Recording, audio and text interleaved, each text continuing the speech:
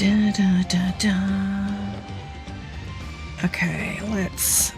I'm just gonna pick you up and move you, okay? One sec. Okay. There's the... I don't know how it feels when you get moved, but... You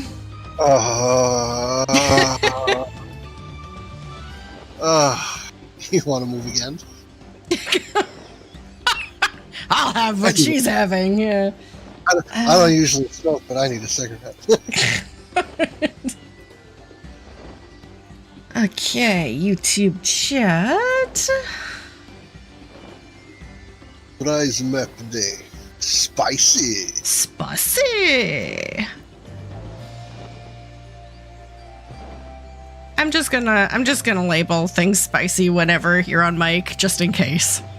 It's not even planned, it's just something could come up and, you know, it becomes spicy. I'm not that way though.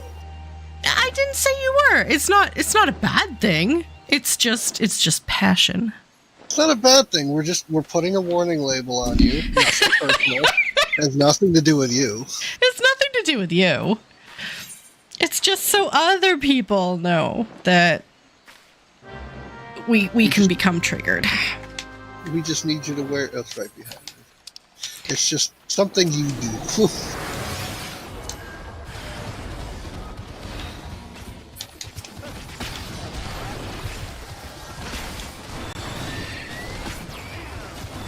So I'm slowly leveling up my trusts, and I got everyone to the second dungeon, and I did the second dungeon again for the first time since I did it for the MSQ last night. And a maiming pants dropped. And I'm like, oh my god, I think I really like this gear.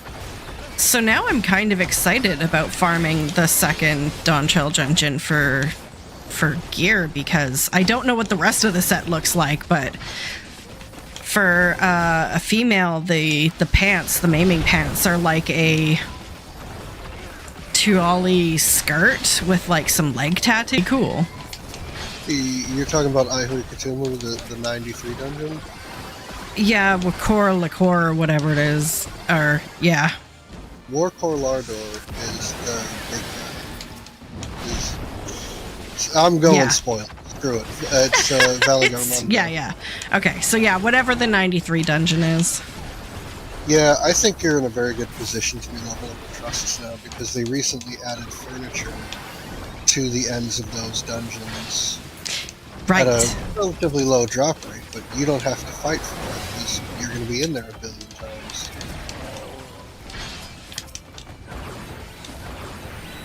Particularly when you get to, I think it's Origenics has a really interesting hollow desk.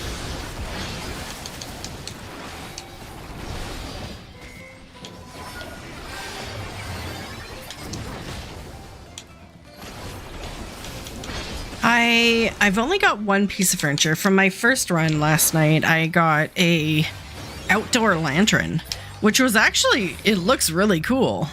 It's like a stone pillar thing with a glowing rock in the middle. Well, that doesn't sound too bad. The only thing I've pulled furniture-wise... Hey, Zoam. I did get an Origenics desk that I sold. I think I got one from the place that drops the barrel tender. Tender Valley had a interesting Ronkin themed statue.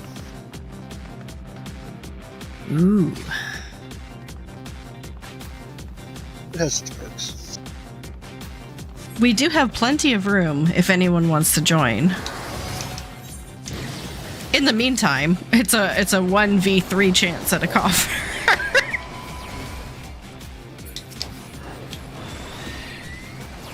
Doing everything I can to win something. Right? I'm still sub 1 million gil, and it feels bad. But I have been spending a lot lately on like crafting and gathering gear and that sort of stuff, trying to prepare for 7.2, so... We're not getting new crafting and gathering stuff, so yeah, this would be the stuff to pile up on. Plus, I am getting super jealous of these people pulling stuff from retainer missions, and so I like beefed up my retainers gear, hoping it would like boost my chances. But what are they pulling that you want? Well, not only the minions still sell very well, but there's like some neon lights and stuff that are on the latest hunting exploration missions, and they're selling really well. And I think it sounds bad to say like, oh well, I really just want lots and lots of money for no reason, but you know, I just want lots and lots of money for no reason. Not I just want to have it. But the neon lights actually look really cool. If I had excess of them, I would keep them for myself. But as long as things sell for like over 10 million, I don't really want to keep it. Hi, Rockman, how are you doing? They sell for more than 10? I don't know, do they? I haven't. Oh, this is mine. I've seen a PF with a guy buying horizontal ones for 4K? Oh, 4 million. 4 million. Also, oh, okay. Wait, I tried my hand sending 10 retainers out on those ventures for like 2 weeks. Got a lot of those things you can sell for raw gil. Didn't find any of those neon lights, so I'm guessing they're somewhere close to an under 1% drop rate.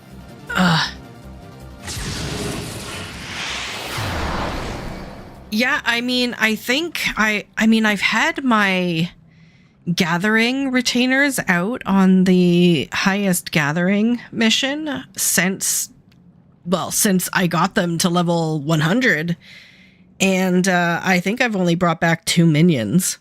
Like, it's a really low drop chance. But again, you're not doing anything for 18 hours, so...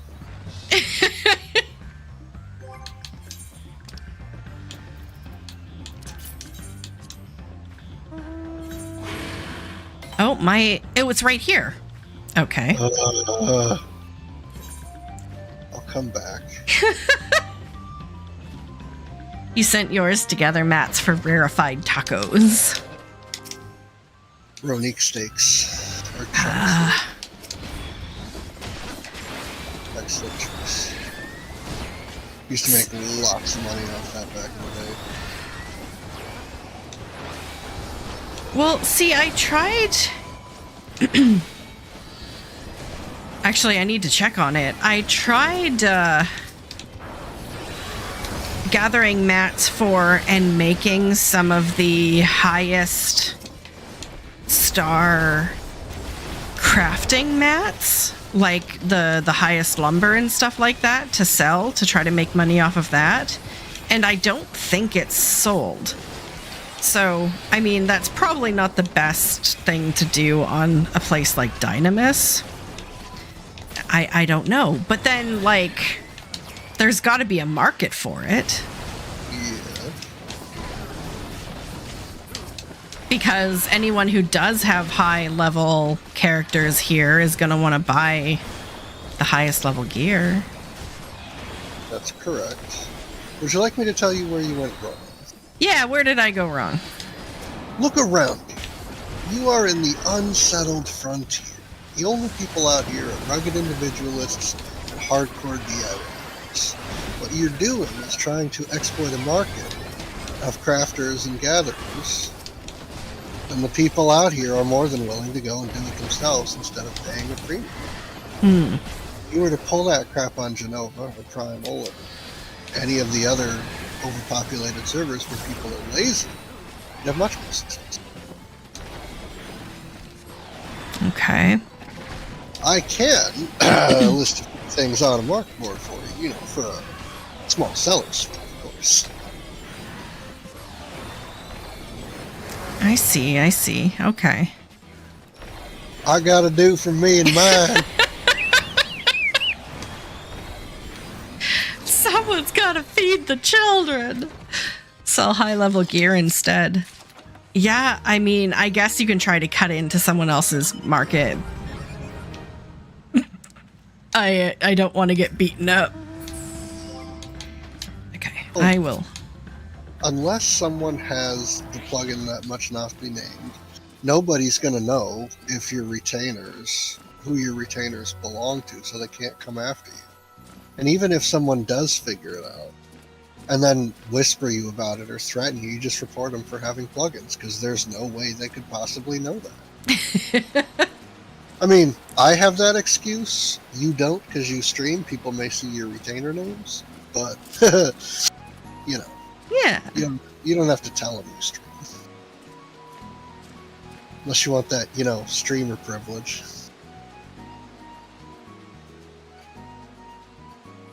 It's a bit of a double-edged sword, isn't it? Streamer privilege.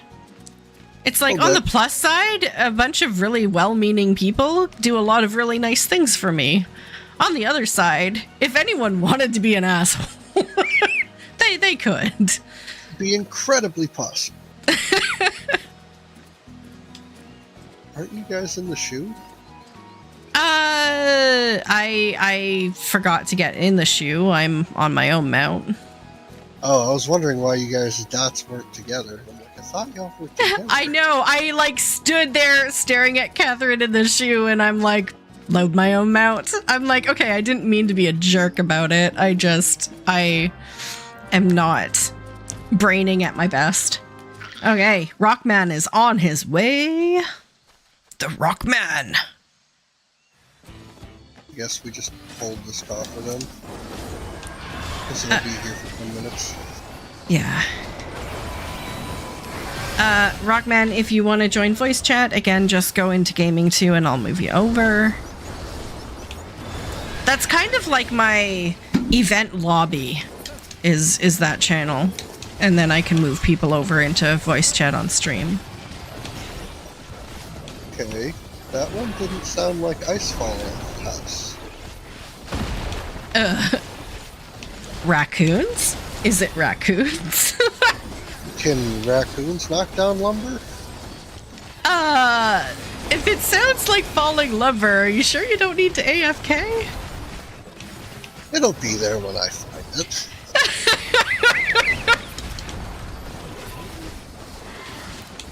It's okay. No worries, Rockman. No worries. It's lunch break. For real.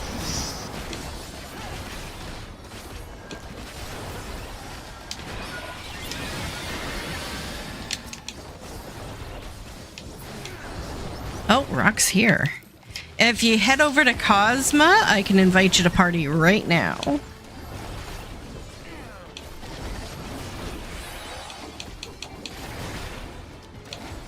Because we have a coffer up, but if you can get into zone, it will still allow me to invite you.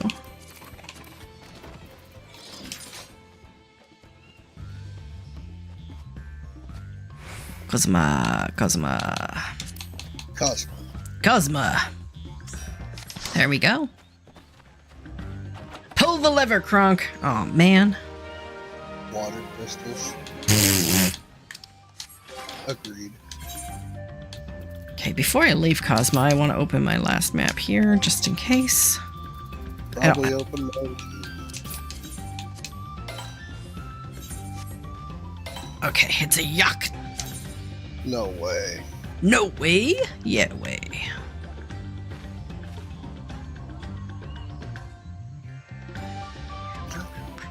I need to resize this one. Nope, we don't have this. Yours is a Yaktel. Mm-hmm. Okay, well I see 2 heritage founds posted already, so we'll hit those.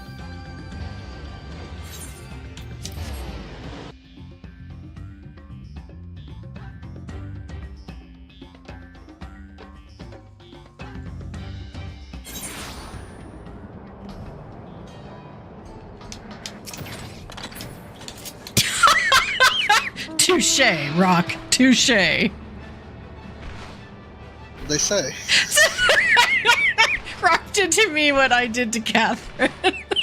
he was Fun. sitting there on a multi-mount and I went to go click Thread Pillion and he drove away. I'm like, okay.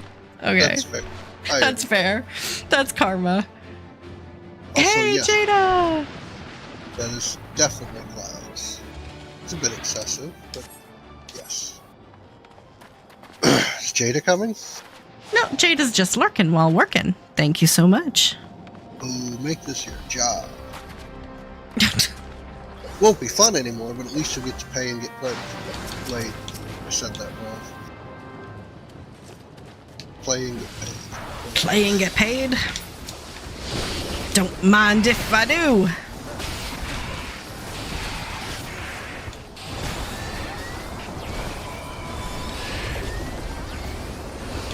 See, if I were to ever make ginormous streamer money, like a lot of money, not like Mr. Beast level money, that's ridiculous, but like Mr. Happy money, I would legit be like, hey, I want to do maps today, and if someone wanted to come but they were working, I'm like, hey, what if I PayPal'd you $200?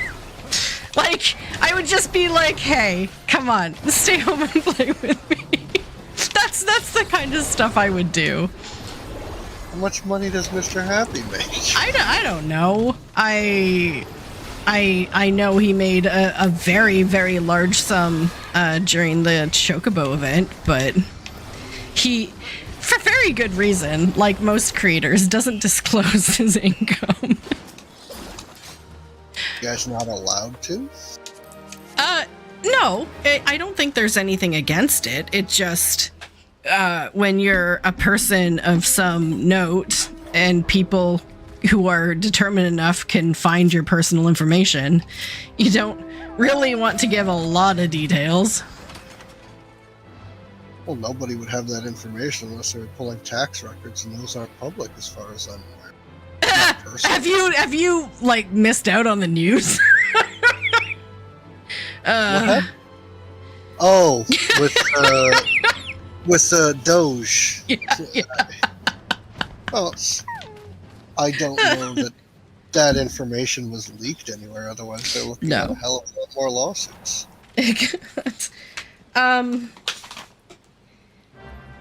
Yeah, I don't know how much he makes. I don't want to know. But I'm just saying that if I were to have more money than I needed. There's no such thing as more than.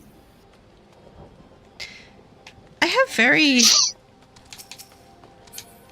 Hey, where's Catherine? Oh, probably. I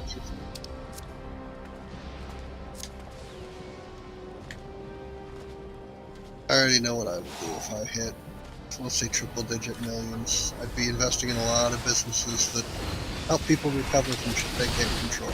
So I would need all the money I can get my hands on. I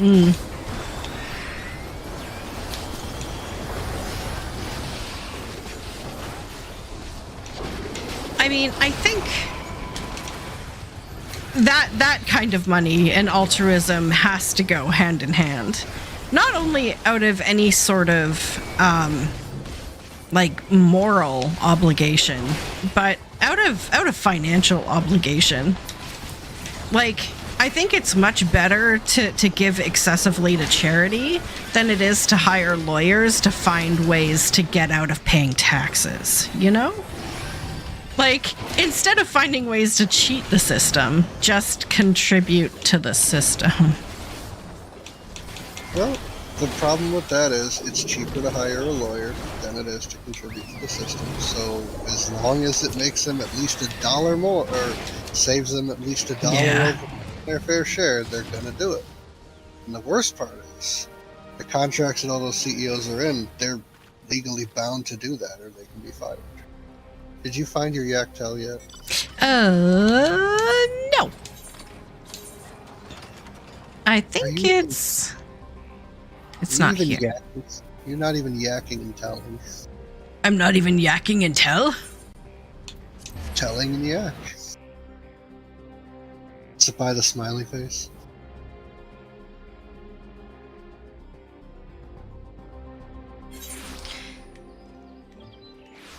I mean, that would kind of be the aw. The aw. I can't click on your rock. Thank you. That would kind of be the point in which you can really take off as a creator, is the point in which you can hire someone to edit your stuff for you.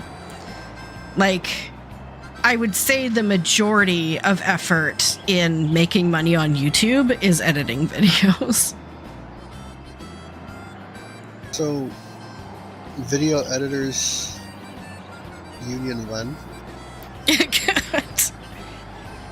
Like, if they're the labor behind it, they should unionize.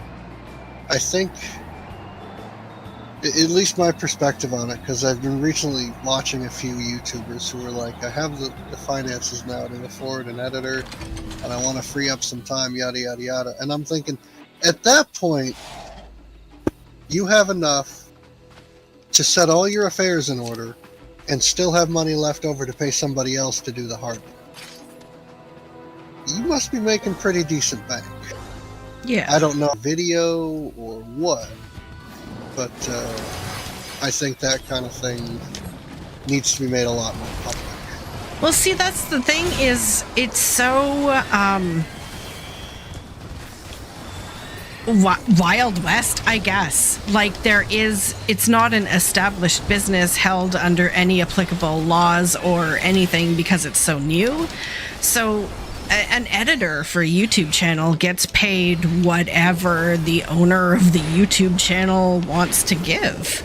And so it really is just like an editor's market, where if you get offered more for working on something else, then you can take it. But a lot of these people, I think, do get bonuses or perks for working with a particular creator. And so some very close bonds are formed between creators and editors. Really? From my understanding. So what you're saying is I need Final Cut Pro to learn how to use it. Well, yeah, so, I mean, take like Mr. Beast, for example. Like, his editors are, like, his editors. It's part of his I don't want to say his property, but it's part of his brand, because the way they edit his content is unique and part of his branding. So, I mean, they can't just let him go. It's like working on a movie production or something. Like, you become part of what makes it the production it is, and you become almost indispensable. So, I mean, these people have got to be paid exceptionally well. One, because they need to be loyal, and two, because they're such an integral part of what causes it to function at such a high level. Well, so we could wait that. Huh? What? No, I think Mr. Beast is not a great example, just due to the fact that he has a media empire. I mean, he's not a great example, but I really don't pay attention to any other mid-sized creators, so I can't tell you. Look, he's just a name I know. I don't know. He's in the YouTube space. Everyone knows him. It's exactly. It's a name. I just think it's interesting that you bring up his videos are edited a certain way, and that's part of his media conglomerate, his branding, yada, yada, yada. If one of his editors quit and went to another large or mid-sized YouTuber and said, I can edit your videos the same way Mr. Beast. Can I get down? Could they get sued? Like, is that a trade secret? Is that copyrighted? Again, technically not, because there's no law in the internet space, really. So, I mean, you could have a person working with you in that capacity sign some sort of, like, agreement, but whether or not it would hold up in an official court case is anyone's guess. Given that kind of thing isn't really copywritten, and any work that someone does, you can't copyright a style of video, just like you can't copyright a style of movie, you know. Mm-hmm. Otherwise, there would be a shit ton of lawsuits stemming all the way back to anything that was pioneered at any singular point in time. So I don't think that Beast would have cause to sue if it did come down to that. But it's an interesting thought process to be walking through. It's like, how would this work? What hasn't happened? I don't think he'd care. He'd just hire somebody else as much money as he has. And I can't fathom having that much money for doing what he does. And I don't know that what he does is much of anything, really.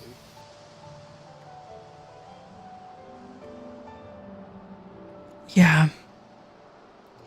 It definitely changed the business scene in as much as you have people with no business education suddenly making more money than anyone would know what to do with. I'm just wondering where all that money comes from. Like the Jake and Logan Paul and Mr. Beast. Like, where does all that money come from? Who's cutting him the check? And everyone goes, yeah, it's YouTube, obviously. All right. How is this person bringing that platform so much money that the slice that they give to him is that big? That's how big the ad industry is. And the answer to your question is it's ads. Ad revenue is where the money comes from. And so advertisers shell out like gazillions of dollars a year for their products. Like, it's ridiculous. Marketing budgets, if the profit margin on whatever they're selling is that damn high, that their marketing budget is in the multi-millions and they're just dumping it on YouTube, I think there's a bit of a problem with how much they're charging for their products. Might just be me. Well, that's it. So you take a product, take like energy drink X, and their product is like, I don't know, $5 a can. If they didn't spend billions of dollars advertising it, it would probably only be $2 a can. But like a large percentage of these companies' budgets are advertising. And so, yeah, they like have ads on YouTube, ads on Facebook, ads pretty much everywhere. They pay sponsorship dollars to creators to advertise for them. And that's where that excess cost is coming from. Well, I know. I'm just saying that we should really be looking at how much companies are... Like, when you buy a product, you need to look into how much they're spending on advertising, because all that money you're spending for that product, where is it going? Is it going to the workers, or is it going to some executive, or is it going to somebody like Mr. Beast and YouTube through advertising? You know, people who don't actually need the money versus working folks. Yeah, And well, historically we can kind of rule out it's not going to the workers. Like, that's why North America is in the state it's in at the moment, is because it hasn't been going to the workers for a very long time. It's true. I don't want it to be, but it is.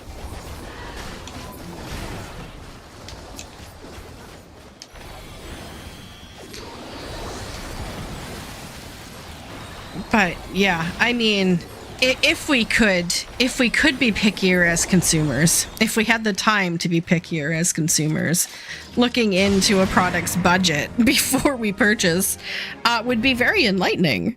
Because, like, if they're spending nothing on operating costs and nothing on wage costs and nothing on materials costs, but the product is an expensive product, you're just paying for people to manage the company.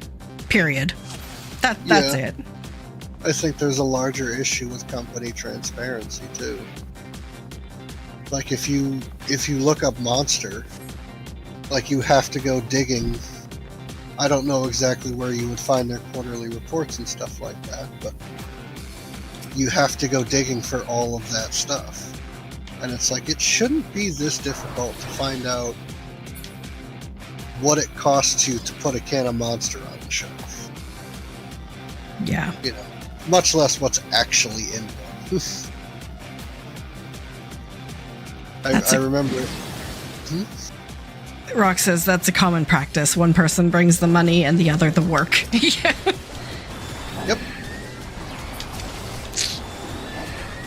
Oh yeah, I was not reading because I'm not old.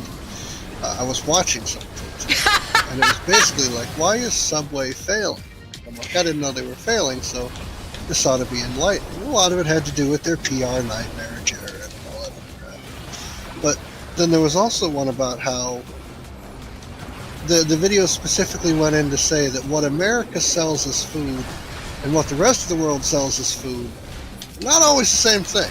In fact, more often than not, they're not the same thing. I go, this ought to be good. So Subway, halfway decent place, just bad PR. Yeah. Went over to Ireland, and anything that's not like meat, bread, milk, cheese, basic food stuff. So anything that's not one of those is subject to a tax because it's not, a staple item.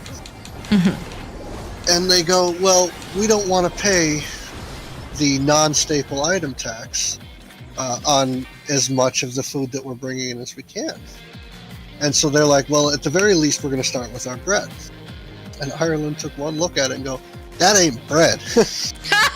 And everyone's probably already thinking, oh, it's the yoga mat material. That chemical is perfectly fine. So calm down. But what it is their sugar content.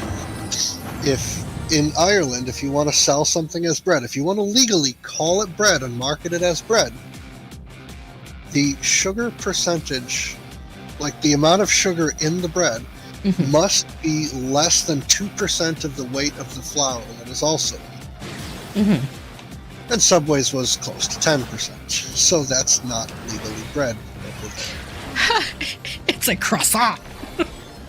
It's something, but it makes me wonder how much sugar are we really dealing with over here, and is that why we're so fat? Americans in particular. I mean, you are allowed to get away with certain food crimes that even here in Canada you couldn't. So, but I think I know the channel you're talking about because I watched a similar video that was why Starbucks is failing. And I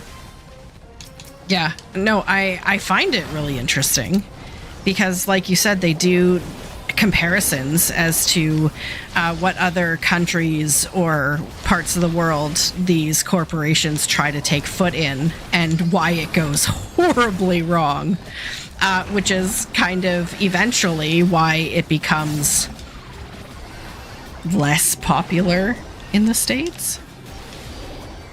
I mean, they had I don't know that their lack of an international presence affects us over here. I will say that Subway's making a few steps, and with so low of a buy-in, I think you're dealing with people, at least for the franchisees, I think there's a few things that allowing anyone with 15 grand and a few thousand more for startup costs to open a restaurant, I think that's a little dicey of a proposition. I think McDonald's requires you to have $1 million cash on hand and a bunch more in assets. Ooh, wow, look at it. But I think it kind of makes me wonder, what does real food taste like if everything I have access to is so sugared up? I'll tell you, spoiler alert, Phil, real food is delicious. But I like it. So, since I was diagnosed celiac, processed food is out. Like, there is hardly anything processed I can eat because wheat is the number one filler to make food heartier and equally inexpensive. So, because processed food is out, because I don't like going out to eat anymore because it's super, it's just scary. Like, no one promises gluten-free, really, and it's not a good experience for me anymore. Warpig has taken up cooking almost exclusively from home, from scratch. And I'll tell you what, the food is the best food I've ever had in my life. Like, we are eating better than we ever have before, and it is all delicious. So does he have a hot sister, or? Oh, what am I child, talking about? unfortunately. But the moral of the story is we've been stuck on this idea of convenience for so long that we don't even know what we're missing.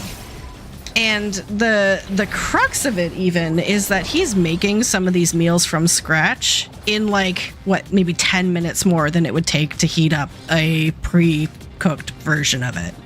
Like, it doesn't take all that very long. It's just an effort thing. It's just working our like minimum wage jobs 40 plus hours a week doesn't give us enough energy to want to cook from home necessarily, but... How do you make a lasagna in 15, 20 minutes? That's what I want to know. A lasagna specifically, hey? Well, I'm over here like here's the thing. Telling me the cost of physics on your stove. Listen, if you were to make a lasagna with fresh noodles, it would probably only take that long. Because, I mean, fresh noodles cook in like 2 to 3 minutes. So really, you would just like ground the meat, pour in a couple of cans of stewed tomatoes with some herbs and spices, and make a sauce, cook the fresh pasta, throw it all in the oven for like 10 minutes so it can get like hot and gooey, and it's lasagna, right? You grind your own meat? Trust me, it's the next thing on his list. It's the next thing on his list. We do buy pre-ground meat, but I work at a grocery store that has a meat section that does its own butchery. So I get my meat from a butcher usually. Wow, there's a lot of yak tails here. Yaktal. And you and Catherine have the same spot. Anyway, yeah, no, I was thinking, because I go to the butcher, I go, I want this and this and this, what cuts do you want this? And he goes, well, if you get this, you're going to get a lot more ground beef. I started thinking about it, I'm like, what if I told him to just bag and freeze all the scraps and bring it to me, and I'll season it when I grind it? I can make some damn good food. Right? I wouldn't know how to season it. And my buddy, who used to be my roommate, he's like, so you can get a meat grinder attachment for your KitchenAid, right? Yeah. Like, yeah, I probably could, but I don't know what I was doing. And he goes, get a bunch of cheap scraps from the butcher and find out. And it's a novel idea to me, because for most of my life, I've always just accepted this is what ground meat has in it. That's ground meat. You can't change it up. And then somebody puts allspice in it, and everyone calls him a heretic, but that shit's good as well. Listen, you're not wrong. I mean, the learning curve isn't as wide as people think it is, and experimentation can lead to some amazing results. So if you have even a modicum of desire to make anything from home, and maybe it doesn't go perfectly the first time, you're probably going to nail it the second. So it just, what honestly do you have to lose? The money. When I was clearing 85,000 a year, I was making my own soda, I was making my own ice cream, I was doing everything I wanted to do, because damn it, I didn't have to worry about it. And on my days off, I didn't have to worry about how much I was spending, because I knew, one, my job was secure, and two, I had the money to do it. So a lot of people's stress comes from their, can I afford to do this if I lose my job, or if something goes wrong? People who work in grocery stores especially, people who work the front counter. What if I don't get enough hours next week? Like, that's a terrible way to live. But it takes a lot of stress off you, and you can go, oh, I've always wanted to do this. Like, I have a commercial shake spindle, like you would find in the back of an ice cream shop. Just because I was like, I like milkshakes a lot. Fight me in the comments. Newsflash. I used to put eggs in my ice cream. Oh, like make it like a custard based? Mine came, I think there was something, I think my freezer is set a smidge too warm, because I would make it. And my recipe here is essentially 4 cups of heavy cream, because I don't thin it out with milk, I don't put eggs in it, but it's 4 cups of heavy cream, and then you put in a little bit of vanilla, and then maybe a cup of sugar, because I like mine a little bit sweet. And then you put in whatever else you're going to put into it. Sometimes you sub out the sugar for the maple syrup, if you're going for a maple ice cream. You know, tons of stuff you can do with it, but it's a very easy base. Just take the cream, take the flavor, do whatever you want to do with it. Fruit-based ice creams are fantastic because you're just getting a fruit and cream, and those work exceptionally well together. But I used to have to put it on the stove and bring it up to whatever the temperature is that eggs become safe at. And I says to myself, let me go to everybody who's had my ice cream and bring them a taste test. So I made a batch with the eggs, and sifting the yolks from the whites is a giant pain in the ass that I always hated. So I'm happy I don't have to do that anymore. Because you don't want whites in your ice cream. It's just water. It screws up the mouthfeel. A lot of Hey, ZX. Anyway, long story short, nobody could tell that one had eggs in it and one didn't. And I threw a dozen eggs in there, or egg yolks in there, to try to thicken it up. But if you're just using heavy cream, you don't need it. You can't tell. I think it becomes too saturated, and the extra fat doesn't help you with it. So I took that completely out. There's no point fighting with a dozen eggs to get the yolks and put it in there and cook it and all that other stuff. There's no point. But my ice cream comes out a lot like gelato. Very fatty, very, very rich. And it just, I guess I just don't freeze it cold enough. But never had any complaints. Right. Unless you try to use sugar substitute, then you're on your own. Nobody knows how to do that shit. I think I figured it out. Hey ZX, just dropping in to say hi. Your FC is about to do maps. Well, why are you doing maps? Why don't you guys come here and do maps with us? No, I'm glad you're having fun with your new FC. I'm glad you came in to say hi.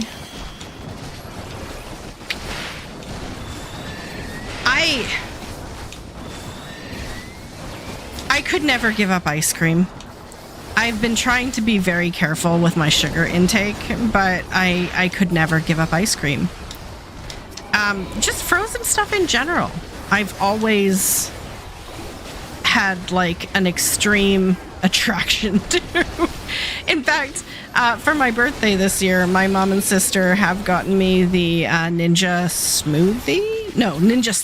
Sorry, the Ninja Slushie. So essentially, I can just dump anything I want into this and it will freeze it. Ooh. Yeah. Is it like a blender, or is it like a full-on machine with a freezing compartment? It's like a slushy machine. Yeah. So you just pour liquid in it and it freezes it to slushy consistency. Oh, okay. Yeah. Which I have big plans for in the summer when we're out gardening. Just gonna take like a ginormous 2-liter of cream soda and pour it in and have homemade Slurpees. Homemade. It is homemade. You made it at home. Cassie. Yeah, hi. Don't worry about it. You don't have to apologize for the dumbass. I have learned enough and know enough Americans face to face or voice to voice that I know it's not you guys. She means me. You're certainly one of them. No, I love the fact that I get to actually talk to people, and hear personal accounts, because if I were stuck just listening to the news, I would probably become very jaded and borderline insane. That's about right. That's about right. I need to put up cardia. That would be nice of you. Oh, right, for the tank, my bad. I don't know, you seem to take a fair bit of damage too. I'm a Viper. You see this button on my hotbar? That's where I put a defensive. If I had one. Still don't know why we don't have one. I say we like I'm a Viper man. Lol. I wouldn't play this defensiveness class. Yet I made a class with no ranged attack whatsoever. Okay, so here's a little cute aside. So my 6 to 7 month old kitten is extremely picky about his toys. So he was beside me since I started streaming and just playing kind of with the toys he had in the bedroom here where I'm streaming. And he decided he wanted a toy that he didn't have here. So he went downstairs, picked it up, and carried it up here and started playing with it. Okay, self-sufficient cat. It's very, like, he knows what he wants and he knows how to get it. Oh my.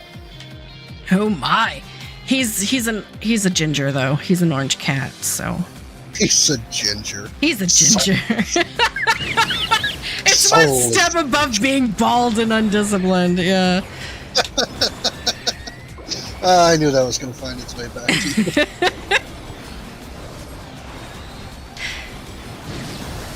I'm going to laugh so hard. Who does Caillou? It's like PBS or something? Yeah. PBS breaking news. Caillou's a ginger. Everyone's like, yep, I knew it. Caillou finally has hair and it's orange. Oh, crap. Everyone's like, his hair didn't want to come out because he didn't want to be known as a ginger. Turns out he's picking himself every day. Oh, man.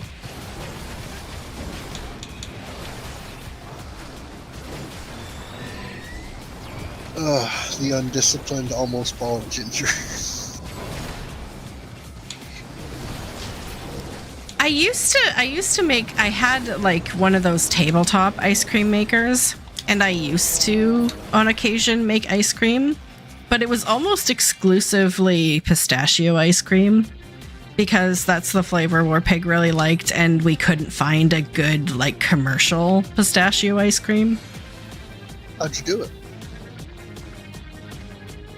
Well, let me clarify one ice cream to another. How did you season your base to pistachio? Did you grind pistachios into a powder and mix it in? Or? Yeah, and had some chunky pistachio. But the problem is, like, pistachios, I don't know about there. Pistachios here are very expensive. And yes. The only way you can buy them is in, like, pre-filled bags that have shells. So, I mean, the process of making pistachio ice cream took, like, hours because I had to, like, individually shell, like, an entire bag's worth of pistachios to make it. Do you have a Costco, Sam's Club, any, like, one of those membership club things? We do have Costco here. We don't have an active membership at the moment, but I have people. I know people. You could probably just check the website and see if they do. I have BJ's, which is about to run out in April, but they have unshelled or pre-shelled ones from time to time in big bags. I mean, they're expensive as all hell, but they're pre-shelled. So you buy them and they're gone that day. That's it. It'd be different if they were shelled. You give up after half an hour. No, I'm not that hungry. But when they're pre-shelled, oh. That or try getting them online. It's the only thing I can think of. That's it. I mean, there are other areas of the world where they're quite common in desserts and stuff.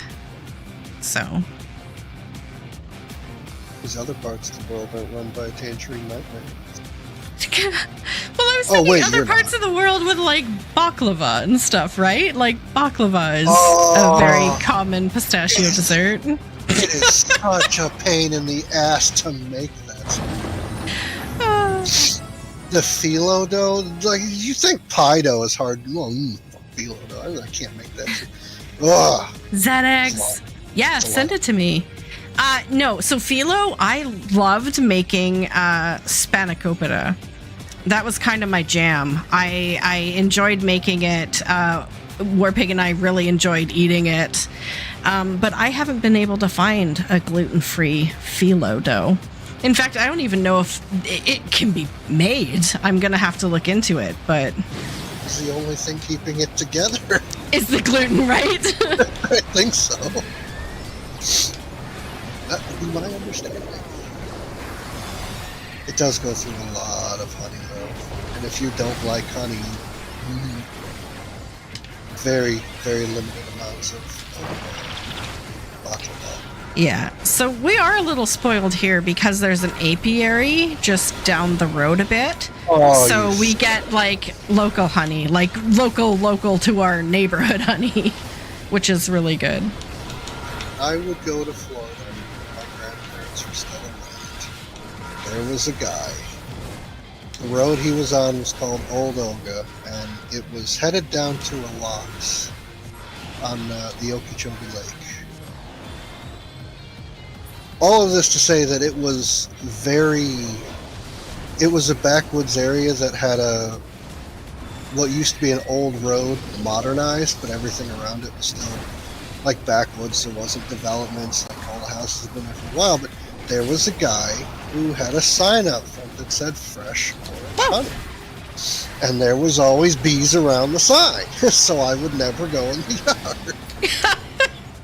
But one day I did, because I was like, I wouldn't mind finding out, what this is. And guy's got orange trees going all up the front lane to his house, and there's generally bees in them. Mm-hmm. And he sees me slowly going up the thing, trying to avoid bees. He goes, they'll stay away from you. I didn't even see the guy because he's off to the side. Mm-hmm. And I was coming to see what this is like. Orange blossom honey is on a whole nother level. Oh, yeah. It's regular honey, don't even got a chance compared to this stuff. Not to mention most commercial honey is half some kind of sugar bastard creation. But, come on. You can do this. Disco! Got undiscoed. Jad! Wait, do you unlock tank abilities from job quests? Wait, what? I'm guessing a new tank, or a new player in general, realizing that they need to complete job quests to get some of their abilities. I had somebody was in PF last night. They were like, I need someone to make, it was like 40 Alexandrian plates or something. Please help. I didn't do my job quests. And I'm sitting there thinking to myself, I don't see a tip on there. I don't see a commission on there. I should join the party finder and go, maybe stop sitting here and go do your damn job quest. Right. That way you don't have to ask when the next patch comes. But no, I hear you. That's a thing. Party leader. Sorry, not free company leader. Okay. I was like, way to call out your free company leader there. Lol. Lol. Dude's trash. You had a tank with level 1 pants yesterday in a level 43 dungeon. I mean, they're really lax with item levels pre-level 50. Like, I don't think a lot of dungeons really have minimum item levels before then. They do. Like you said, it's just very lax. Very lax. A lot of the content is geared around you having very close to what the dungeon drops. I took a tank from mid-20s into Aurum Vale, and they only upgraded what they got in dungeon runs from point A to point B. Oh boy, you start feeling it around the second half of Zemail Darkhold, and then in Aurum Vale you really start feeling it. Yeah, I mean, honestly, I never pay a lot of attention to my item level when I'm queuing for leveling roulettes. Like, as long as my gear is within like 10 or 12 levels of where I am, it's fine. It's fine. But there are some extreme examples where maybe it's no longer fine. Oh yeah. If the rest of their gear was on point, maybe the healer wouldn't have had more than one aneurysm. But if it wasn't, then that healer was struggling. Oh, man.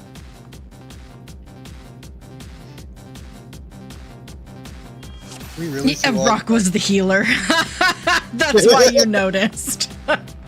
It's like, listen, I don't want to be this guy, but your pants, man. Your pants. Can I give you something to wear? I'll make it right now. Size on you. Let's solve this. Oh, crap. Troops. Onion. Cardia. Asuna. Oh, yeah, okay, good. I was like, 3's looking pretty hurt. And be careful of AoEs, 5 is... Okay, now we're good. Like, 5 is looking less alive. 5 is going full Queen Elizabeth there at the end.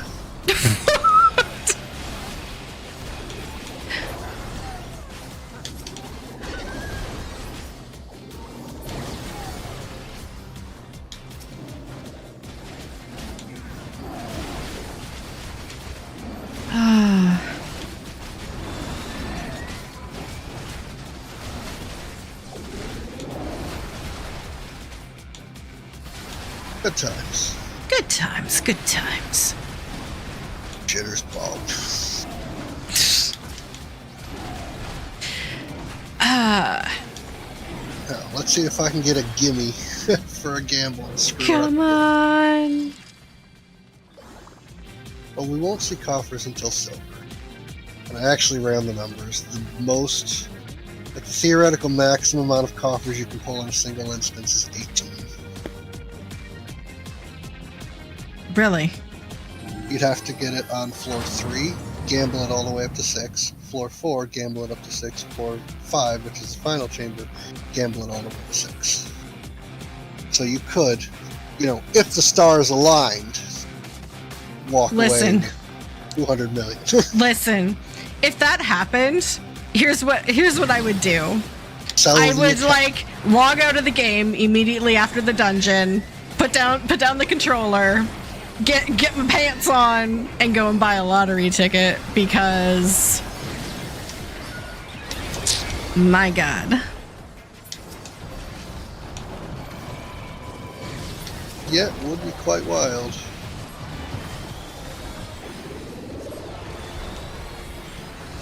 Because the odds of that happening have got to be like 0.01%. Like, I don't even know. We can barely fathom. We can barely fathom. Plus, like, probably some party members would die of heart-related events during the process.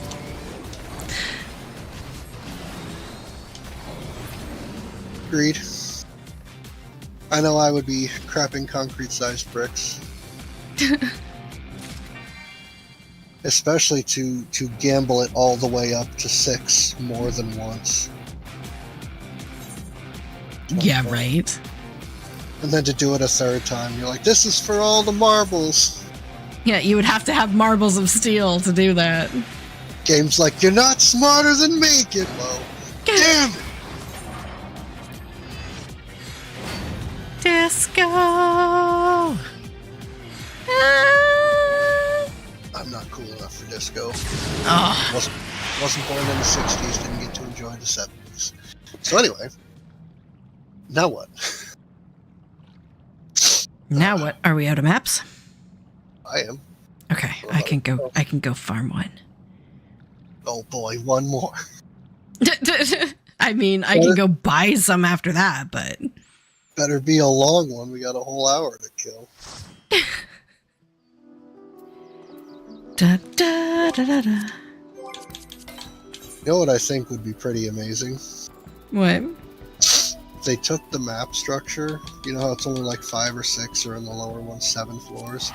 If they were like, there is now a maximum of 50 floors, and your loot doubles every time. Just getting all the way down there, that's the bonus. Ugh. What? Ugh.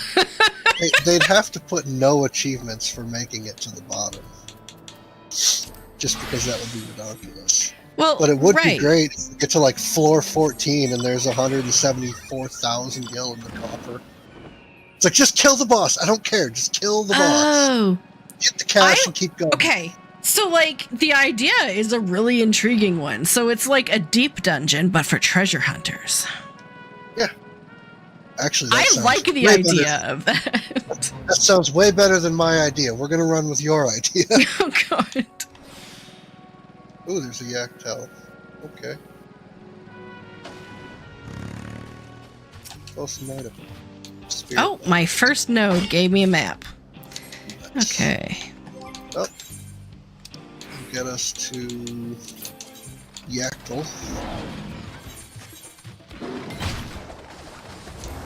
So, run more through how this would work for you. Deep dungeons, but for treasure hunters. Yeah, let me just pull something out of my butt real quick here, Phil. Of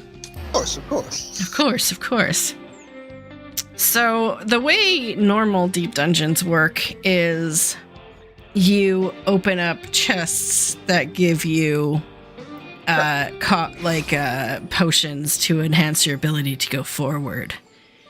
But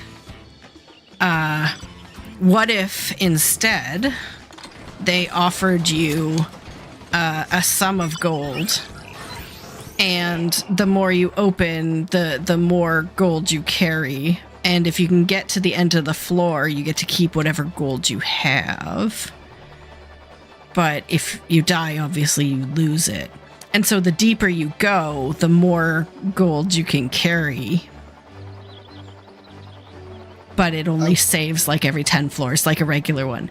And then like there's got to be something other than like the accursed horde. Like maybe the accursed horde is, I don't know. I was thinking something like, you know how there's pomanders and all that other jazz? Yeah. So say you swap all those chests and now there's bronze, silver, and gold. And maybe the super rare platinum chest. And what they are is they're additives or multipliers to whatever's at the end of the floor, or at the end of the 10 floors. You know, each floor has a mini boss, and depending on how quickly you kill them, you get a modifier. But like, let's say floor 1 through 10, the base gil that you get is 100 gil, right? But every chest you pick up either adds 25 or 50 gil, and every mini boss is like a ×2 or ×3, or a platinum chest is like a ×10. So you're running around like mad trying to find these chests, get extra this, or get crafting reagents, or get a random materia, and then you get +3 and +5 and ×10, and you know your floor chest ends up being like 37k, and then you get to like floor 90 to 100, your floor 100 chest drops 10k to start with. So all your multipliers, you're going nuts trying to crack that up to like 150, 170, 250,000. Sorry, I don't know why we're here. There's a map off to the west. Yes. I just don't know why we're here. of one rock linked. I don't know why I went to that particular spot. Oh, I see one here and one in Urko. Where's your map? Shalone. Shaloni. Shalone baloney. We're going to Shaloni. This is where we left. No, I think it would be interesting if they did something like that, more than just RNG, I guess. Mm-hmm.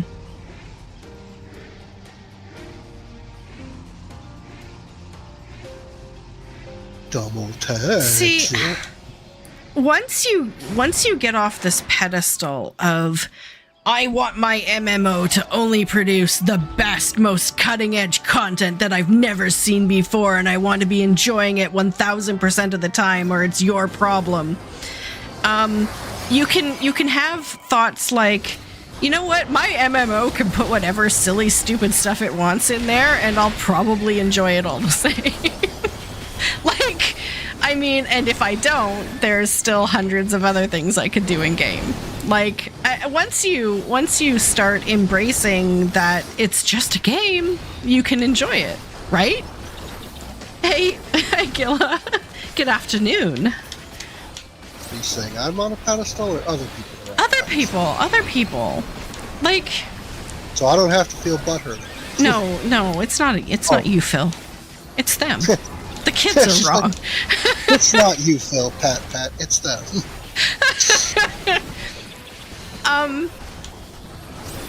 But again, like, do people really feel that way? Or is it just sensationalist YouTube content? Like, no one ever really knows.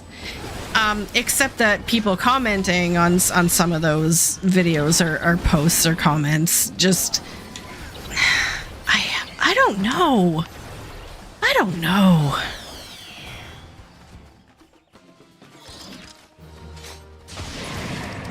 Oh, what's the loot? Hairstyle. Oh, Gotta okay. save my needs for when it matters.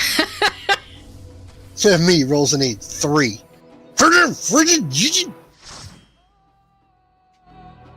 You rolled a 1. Okay. Assassin Frassin. I don't know. I think it would be interesting. The problem with deep dungeons is there's nothing down there that interests me. But if you put a raw gill sink at the end of it, where it's like you do well, and therefore the money gets better, well, now I'm incentivized to go in there and get it. I think the issue is, and I think someone was talking about this not terribly long ago, there's no really effective gill sink in the game. I mean, there's like 4 gill mounts now, right? Right, which are one a person. Yeah.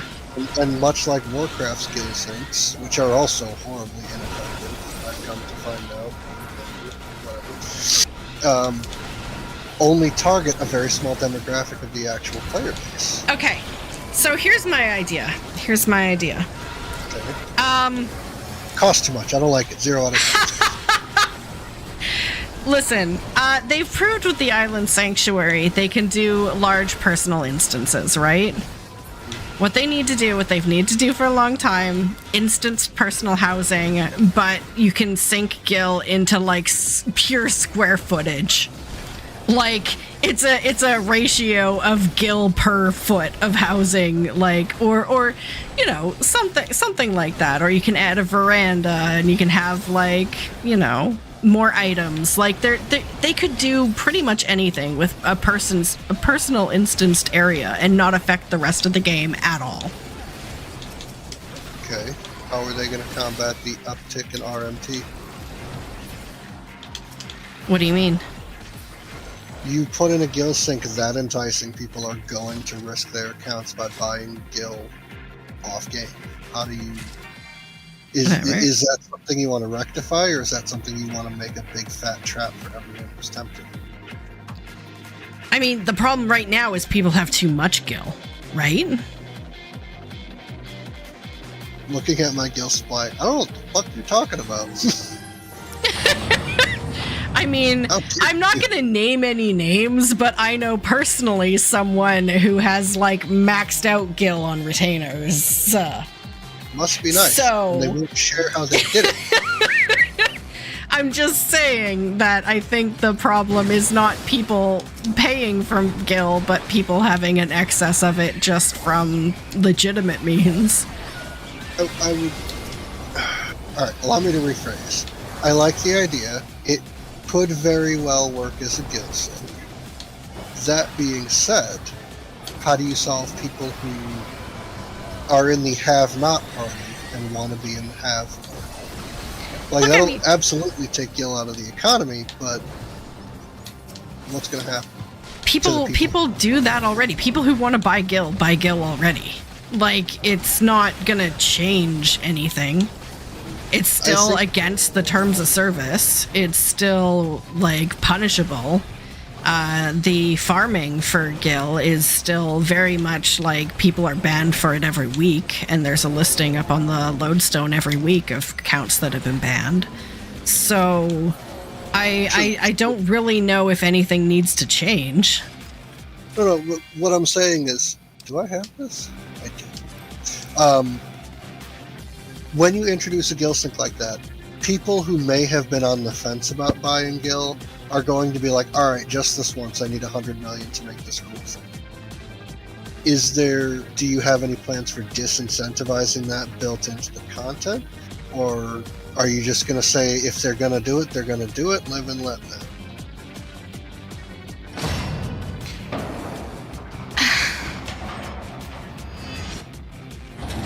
Because I think it's a good idea.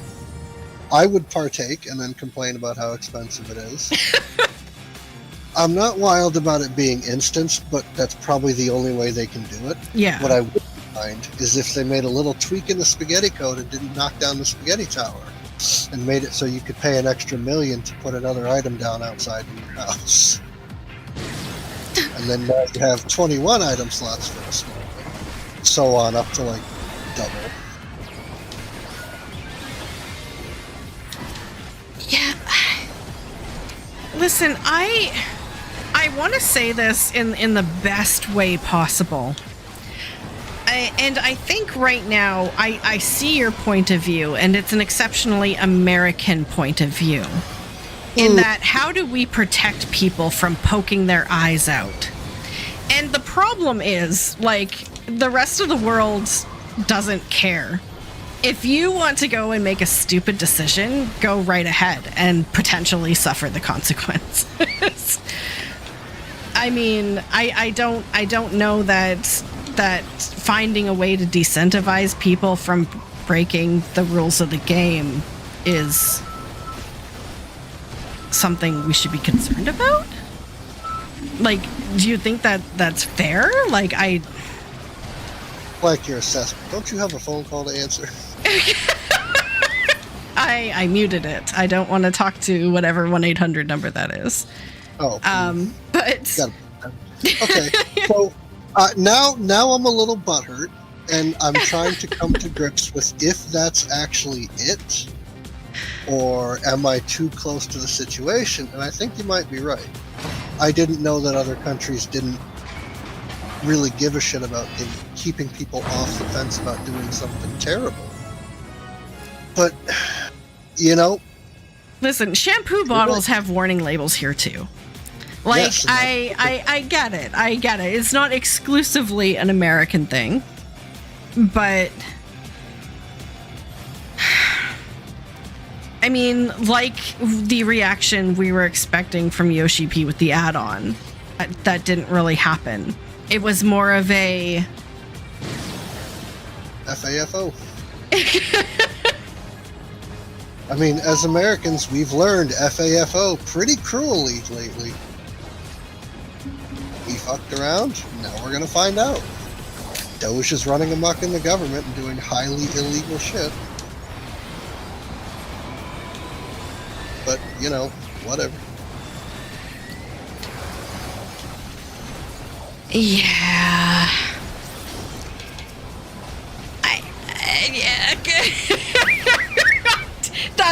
That's a huge can of worms.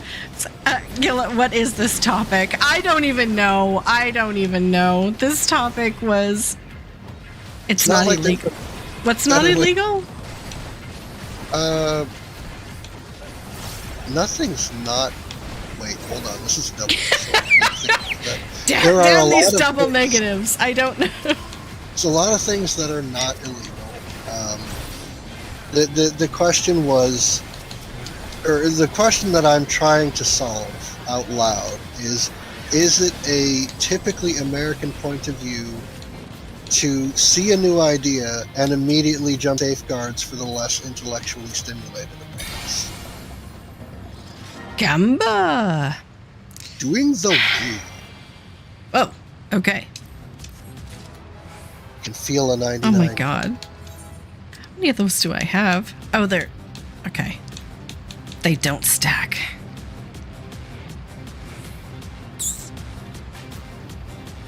Sorry, I'm buying some time to think and also hoping that we can get to the next floor here. Debbie's absolutely stalling for the last floor. Disco! Hey, wait, hold on. What yes! hair? That's the hair I thought it was. Final chamber! That hair looks so good. Which hair? Your hair. Oh, my, the Hilda hair. Yeah. The mongrel hair. The mongrel hair. I really hair. like it. I really like it. Ah! Alright, let's not pull and get us kicked out on the last floor. Go me. This is where Yeah! Burke comes next. Alright, coffee for me. It's my turn, right? Okay, so let me put it this way. Because of how popular litigation is in your country and to a lesser but still relevant degree in mine, the onus has been on the producers of items or the purveyor of goods and services to protect people from themselves. Not because that if a person were to do something stupid and get hurt, it would necessarily legally be on you, but because the costs of pursuing that in a legal way would fall to you regardless. So, because of this, which is different in other areas of the world, we are very unnecessarily perhaps focused on what you're saying, the possible downsides of someone taking advantage of a system. Or is that like too legalese to the point of being utter nonsense? I don't know, but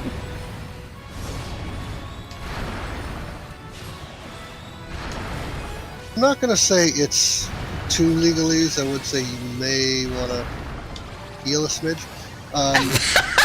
You're right.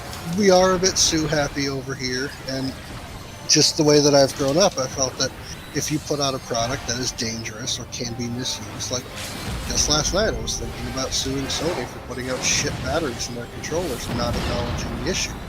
It's like, no, we worked fucking hard for this group, and if you're going to sit there and sell us an inferior product and not go through and fix it, then yeah, there's a problem. And I'm wondering, is that fair? You know, if the rest of the world doesn't do it, is it really fair? aw, gemstone. All we got is this stupid gemstone. I'll take the 100K and be happy with it.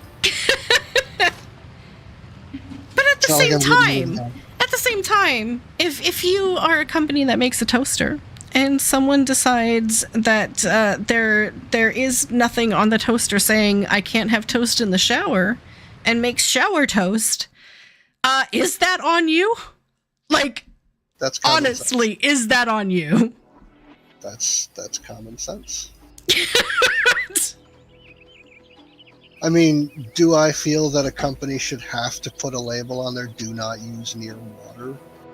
I don't know that should be strictly necessary, but I suppose in America there's a culture of CYA. Do not get the toaster wet. That's pretty much it. Like if I was making toasters or any other kitchen electronic, I would say, do not get this wet.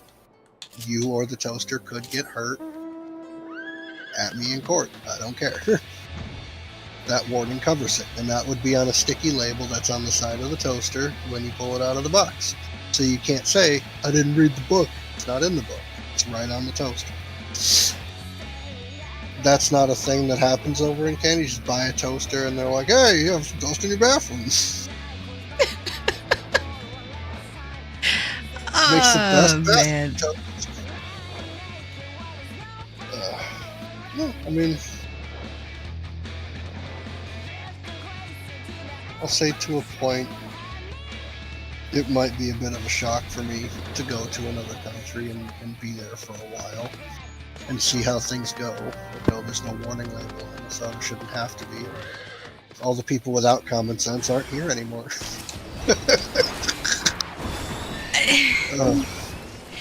I mean, the thing is, bottom line, we're cognizant right now of the fact that there is no minimum bar for participation in life.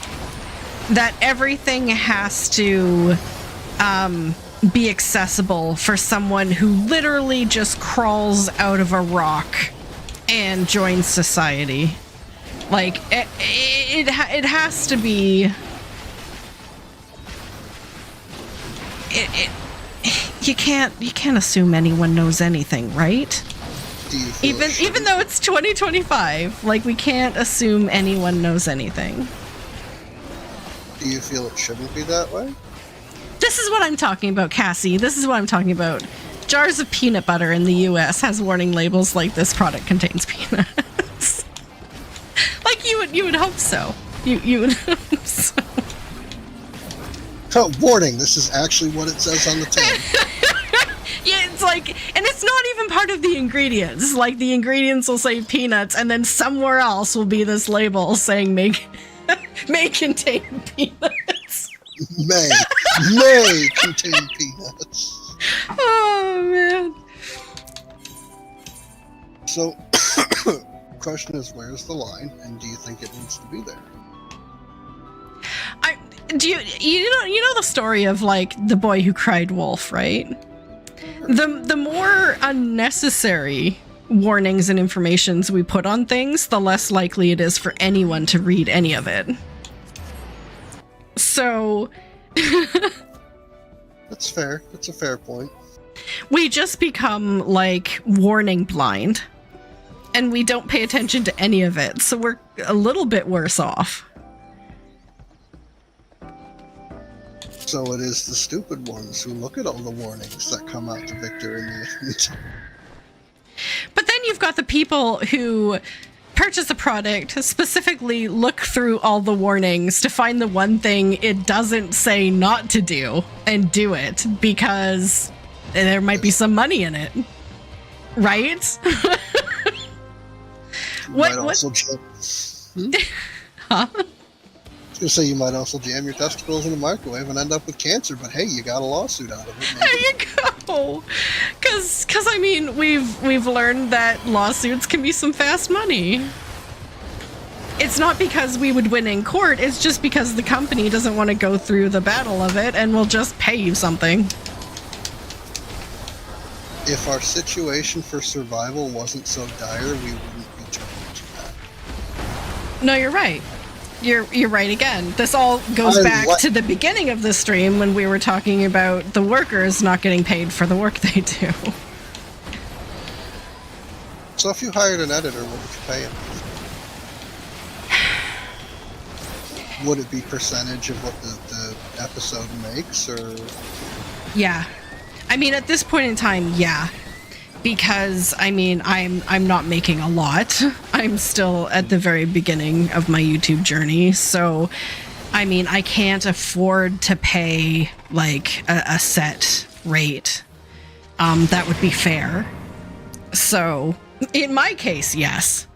But I mean, that also has huge potential. Like, say you edit a video and it just becomes a breakaway success. Like, I've had a couple of videos that have almost 100,000 views.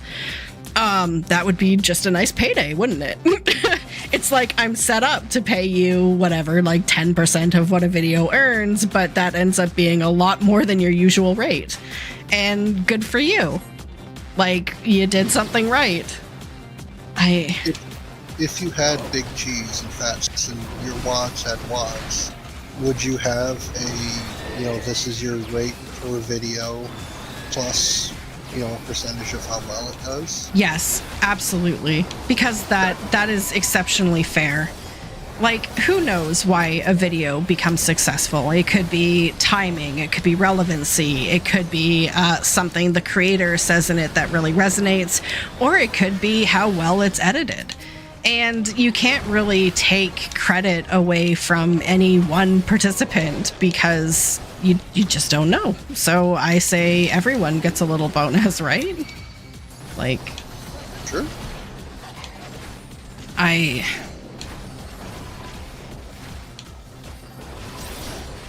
think that if I were to apply myself, I'd very quickly be there. But when I get to the point where I need to look at hiring people kind of full-time to help me out, I think it'd be really important that there was some close relationships there within a business capacity. Like, obviously I'd cover my butt with like contracts and stuff, but within a business capacity, I would really like there to be a bunch of camaraderie and trust of like people knowing I would do the best thing for them and me knowing that they're looking for the best for me. And something like that is just kind of rare these days. This is business. This is not super happy fun time. This is make me money, motherfucker. Right. So I mean, I don't need a yacht. Like, I'm not in this for a second house or a yacht or anything like that. I just want to live comfortably. I want to know that I'm supported. My cats are fine. My husband can play with his toys. Like, it's his Warhammer hobby. But other than that, like, I don't want to be an exceptionally wealthy person. And don't tell Warpig that. Just a regular. Because he wants to win the lottery and have all that, but I don't want the headache of that. I just want to live a happy, comfortable life. And I think most people do. Yeah, but it's only a headache for the first 3 years, and then it's okay. What are you worried about? I'll give you a checklist of shit to do, then you fuck off for 3 years and come back, and look at that, everybody kind of forgot you won the lottery. Yeah. Open disco. Aztec Disney World, pleased at your infatuation with love. You just want to improve your quality of life 10 times over. Just a little bit, I don't think that's too much.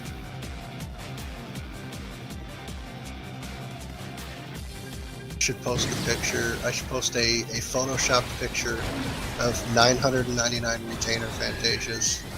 And be like, hey Deb, guess what happened to me over the weekend?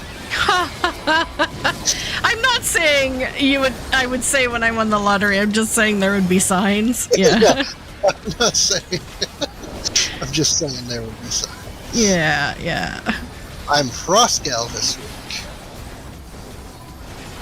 Oh, dude, I would so come to your stream as Caillou Bald.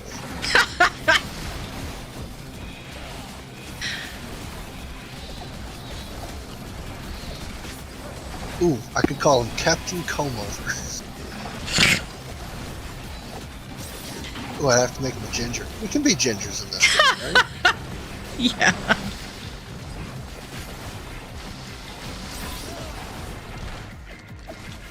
Though speaking on a similar tangential topic. Is there something tangential to that?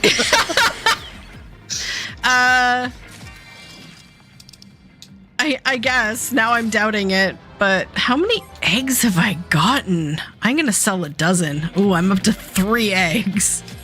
Hot damn. That's taking everybody on That's her what yacht. I'm gonna do. I'm just gonna collect them by 12s and sell them by 12s. Alright. Put up a PF selling a dozen eggs. I know what I have. DM offers. Oof. You just want to not go bankrupt or choose between medicine or groceries. Exactly. So we've all heard that money doesn't buy happiness, but they don't tell you, and some people don't. Money absolutely does buy happiness up to a certain point. Up to the point where all your needs are met, you've got a nest egg, you don't feel pressured by money, you don't have any debt. Like, money is crucial. It's just after that point, any additional money you make or bring in doesn't bring you any additional happiness. Then I'll bring me something else. Like pleasure. How about that? Yeah, no, you're right. It's absolutely essential. Just, it may not buy happiness right away, but it sure as shit buys peace of mind. Exactly. And you can actually pursue happiness when you have peace of mind. I think there was some show out there. Some rich person was like, money doesn't buy happiness. And some poor person goes, that sounds like some rich shit some jaded rich person wouldn't say. Right. How about you pay all my bills and I'll tell you how happy I am. Yeah, no, it's true, because they want us to be fed that narrative. They want the working poor to think that they're only unhappy because they can't embrace having less. You can't embrace being a broke bitch. But it's not true. It's not true. And if people with excess did not embrace it so completely, they could. Why am I extracting materia? I don't know. Why are you extracting materia? Why am I extracting materia? What are you extracting it from? But tangential to that was what I was going to say is I have my Amazon apps. After finding today a way to procure my Audible books separate from an Amazon account. What a yo-ho-ho. So I am officially Amazon free, and even my Throne wish list, it will no longer host any Amazon items on. Evolved. God. I am a moderate Canadian on the topic, to be honest.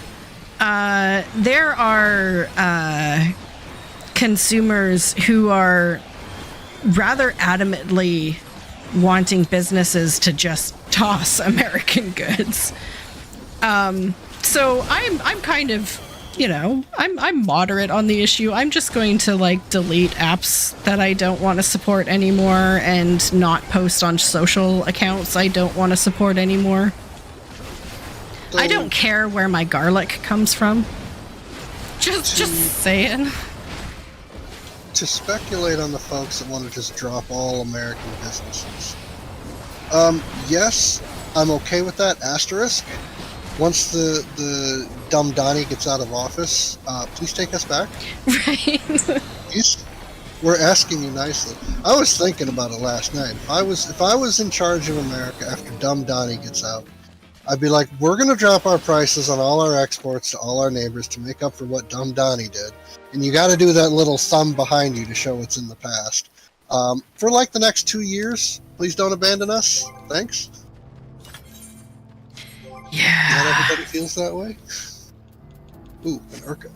Okay, I was gonna say, do I need to buy a map? Are we good? It's due, Cassie, to that, and just no longer a desire to financially support people who are potentially supporting some very not nice things. Not only that, but when it gets to the point where your annual income is enough for you to buy a spaceship, I need to stop giving you money. Period, end of story. That's where my morality line is drawn. I'd say that's a that is an ethical line pretty far away from mine. Like, if you're doing better than me, you don't need my money. Period. Like, Right. The guy that I get my pizza from almost exclusively over the last decade has been a small business whose profit margin is so slim he doesn't even accept credit cards. And I don't mind giving him money because I know that it's going to someone who's got to pay exorbitant amounts of money as a small business for insurance and other stuff. I'm not going to give it to Domino's. They got tons of money anyway. Pizza Hut and all those chains, they have more money than they know what to do with. But I'd rather support someone I can come in and talk to, and I know he's going to be there because he won't freaking take a day off. I mean, he takes Sundays off, but other than that, he doesn't take days off. Like, he was in the pizza shop by himself the Saturday before the Super Bowl, so this past Saturday. And I was like, Rob, what are you doing in here all alone? He's like, I got people calling, trying to place orders for tomorrow. You know, it's just me, I can't deliver, da-da-da-da-da. He's like half an hour backed up on orders. And I never got it out of him why. And my guess, because he didn't want his guys working both weekend days. So he sucked for himself. And I'm like, yo, I should have just posted up outside his shop and been like, I'll deliver for you $1 an order. Just because that's it. It's wild what he's doing. And it's so important. Like 50, 75 years ago, supporting your local businesses was the norm. Like, the business owners local to you were your community. You wanted them to succeed because you liked the convenience of what they provided to the space near where you lived. Like, you wanted these people around, and in exchange, they provided to the community. They didn't over-profit. They gave back as much as they got. Like, it was a much closer knit social structure, and you knew the people who were providing things to you, and you trusted them. You're telling me you don't have a corner store? I mean, I have a 7-Eleven. That's about it. Like, I would say that at some point I am incredibly fortunate because I actually have a local grocery store. Right. It's a little pricier than driving 15-20 minutes to Walmart or Target or whatever, but it's right around the corner.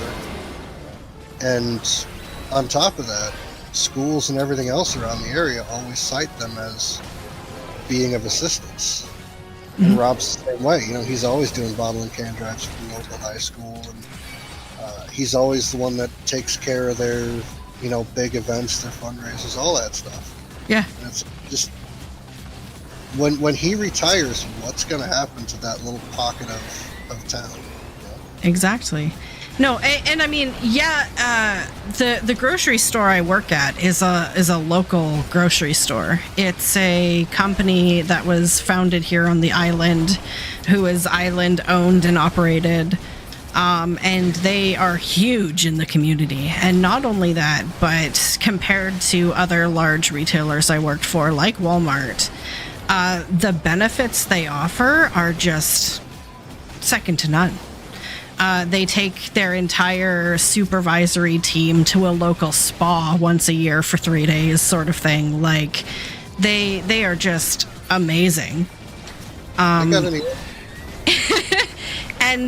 you really, especially now, have to have your money speak. Like, is having something like that in your community worth paying an extra 50 cents on bread? Yeah. To me it is, but that's why I canceled Disney Plus. Exactly. Well, that's the thing. A lot of people are just like, oh, it doesn't matter. Yeah, it absolutely does. Where you send your money is who gets richer. So when a company lies to you and you stay subscribed to them, you're telling them it's okay to lie to you. A company makes a shitty piece of hardware, and you go out and buy another one to replace it, knowing it's just going to break in 6 months anyway, they're getting richer off of selling you garbage. You throw your money at Walmart, people who routinely mistreat their workers and all that other stuff that flies out about them, you're telling them it's okay for you to buy products from them. Is it a little bit more inconvenient? Do you have to budget? Maybe do you have to stay in and not eat out once a week when your DEI initiatives are canceled? Yeah, maybe you do. Do we need one more map? Sorry. Do you need one more? We can use it 3. You got 20 minutes unless you were going up to 2:45. Oh, you got a boat at 3, don't you? Yeah. Well, 3:15. Yeah, somewhere between there. Okay, if we don't have one, I'll grab a couple. Expensive? Huh? Excuse me. Are they expensive? I don't know. I'll check. Ugh. They were dirt cheap when I checked on Crystal yesterday, but I don't know what the price is here. The maps that don't change in price are the 70 maps. They are still like 60K each. People still want that cheap. I know. Oh, I am lagging. Cheers, clogged. Is Uh, it bad? Yes.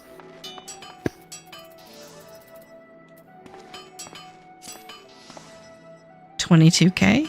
That's not bad, honestly. Who's talking about Diddy and Kevin Hart? You bought yours for 10K? Listen, I will do one more because we've got some time. And we haven't seen a coffer drop. Could I buy one?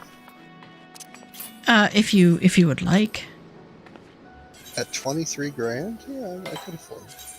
I could afford one more. I mean, we've gotten to the bottom once. It pays for itself. What could one more matter? I just discovered one. I got inventory space for another one. What could one? Okay. That's mine. Kozmoka.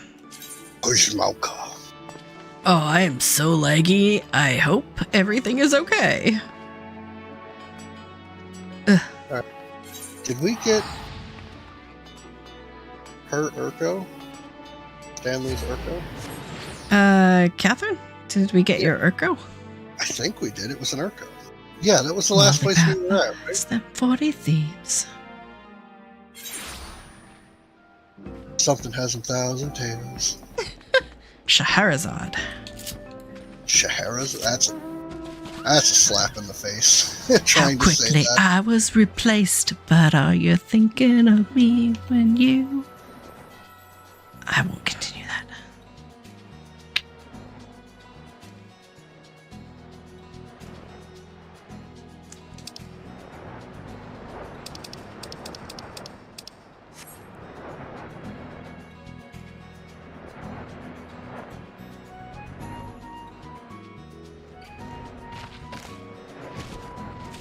Bio? Is bio. Where is your raid bucket? Oh, God. You know what a raid bucket is, Debbie. Time is money, friends. If you're really dedicated, you'll get a catheter. Oh, that no. I heard what they are, and I'm like, you ain't no. Just fucking no. Get a needle in my bladder. You're not cathetering me. Stab my bladder and put some tissue on it when you're done. I'm not doing that catheter shit. Ugh. Ugh. I can tank while we wait. Okay. Why are you extracting materia? Why not? Time is money, friend.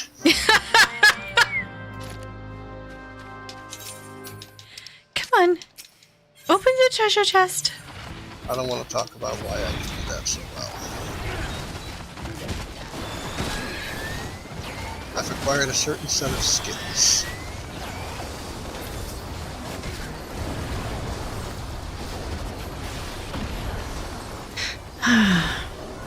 Yeah, isn't Tails Is it Tales of the Shire? Isn't that supposed to be out soon? What's Sorry, that? that was a little bit of a train of thought there that left the station without everyone else on board. I was thinking about WoW and how I really have no desire to go back to WoW, but then I was thinking about other games that I did want to play, and that was kind of on my list. It's like a Stardew Valley cozy game-ish, but in the Shire, Hobbit land. Hobbiton? Hobbiton. Which was supposed to come out early this year sometime. And it is slowly becoming less early in the year. Oh, maybe March. That's a pretty big name to say, I'm like this game. That's tough. I mean, not everything can be a roguelike. Yeah.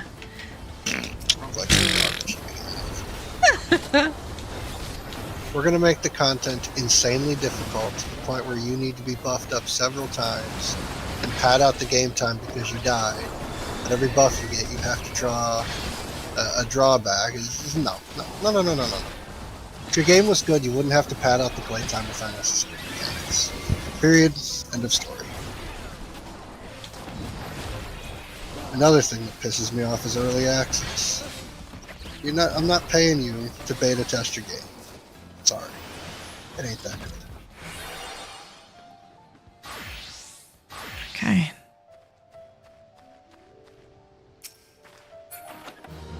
Portal! In we go! Yeah, we'll get inside because we have more time to wait inside. Okay. Hour and 20 minutes. Oh no, just an hour. My bad. Tales of the Shire comes out March 25th. Okay. A Lord of the Rings game.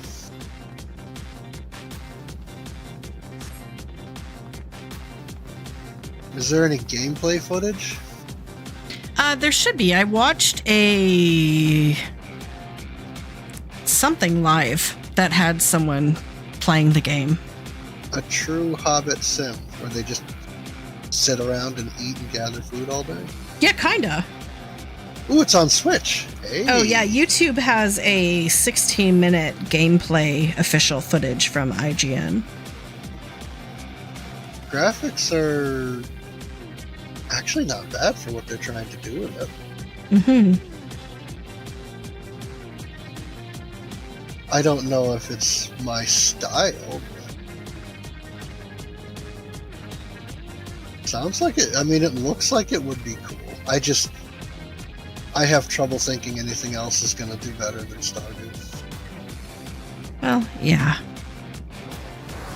It's pretty tough when you got someone who's passionate about their game and they're not in it for the money. Like, that's pretty friggin' hard to beat.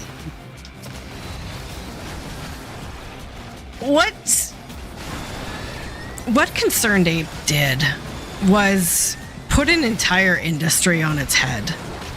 Like, he did, as one person with a very limited budget, what Nintendo failed to do in a couple of decades. So, I mean, I couldn't give the guy enough credit, honestly.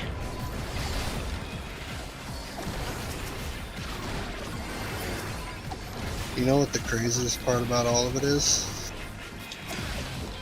If What? he didn't get content creator support, like if he didn't get people pushing his game up the airwaves, he would have accomplished none of it. Yeah. It would have been just another game that was released on the slew of tens of thousands of other games. Nobody would have noticed until people started looking at it and pointing it out. Which is why I think it's incredibly wild that he was able to pull it off when other companies with marketing budgets, plural, Right. couldn't pull it off. And that's the benefit of actually creating a good product. Imagine. Imagine. Making something worth a damn to start with. Nope, costs too much money. Does it? This guy did it for dirt. Oh, Oof. come on. Games like this ain't going nowhere. Don't forget the passion. Yeah, I mean, I got into Stardew before I found out who created it or why. Like, I just wanted to play it because I was a huge fan of Harvest Moon, and I hadn't found a good Harvest Moon in a very long time. And then once I got hooked on the game, I started looking into, okay, who created it and why is it here? And that's when it blew my mind.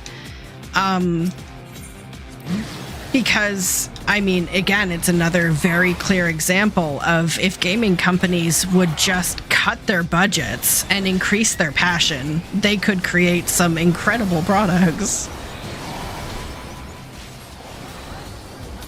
The issue with it being a company that does it is they have overhead, and one success isn't going to feed an entire development team while they're figuring out their next big thing.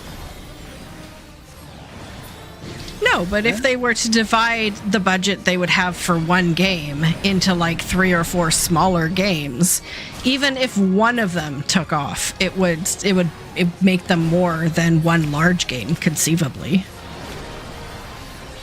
AAA games are notoriously expensive to develop. Exactly. I think we did it. Where are you? Yeah, 5 is still alive. Oh, 5 is alive. Oh, table 5. Heal the tank on table 5. Table 5. I was tossing some healing over there. It's fine. Dark Knights just like to be dramatic. Is that why I'm so good at it? It must be. I don't know. haven't played Root Factory. That's actually one of the games Oh, I remember looking at before I heard about Stardew Valley. I was like, oh, Root Factory looks kind of decent, but the back of the box made it look like they were trying to go in too many directions at once, so I was kind of like, you're not going to do anything right if you're trying to go in too many directions. So I just I was like, I don't really feel a need to put other games aside and play this.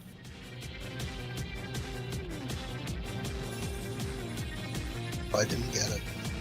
Mm-hmm. Hopefully it's a mistake.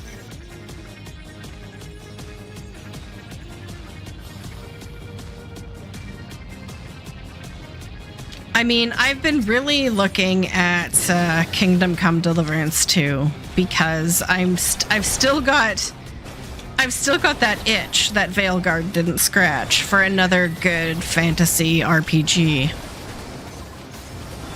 But I haven't pulled the trigger on it yet because I mean I know 7.2 is coming out soon and I don't know if I'll have the time to really invest in it, but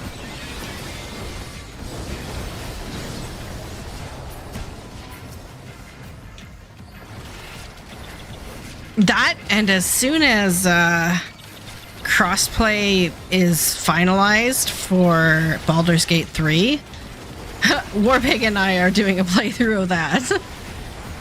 I think that would be funny. Awesome.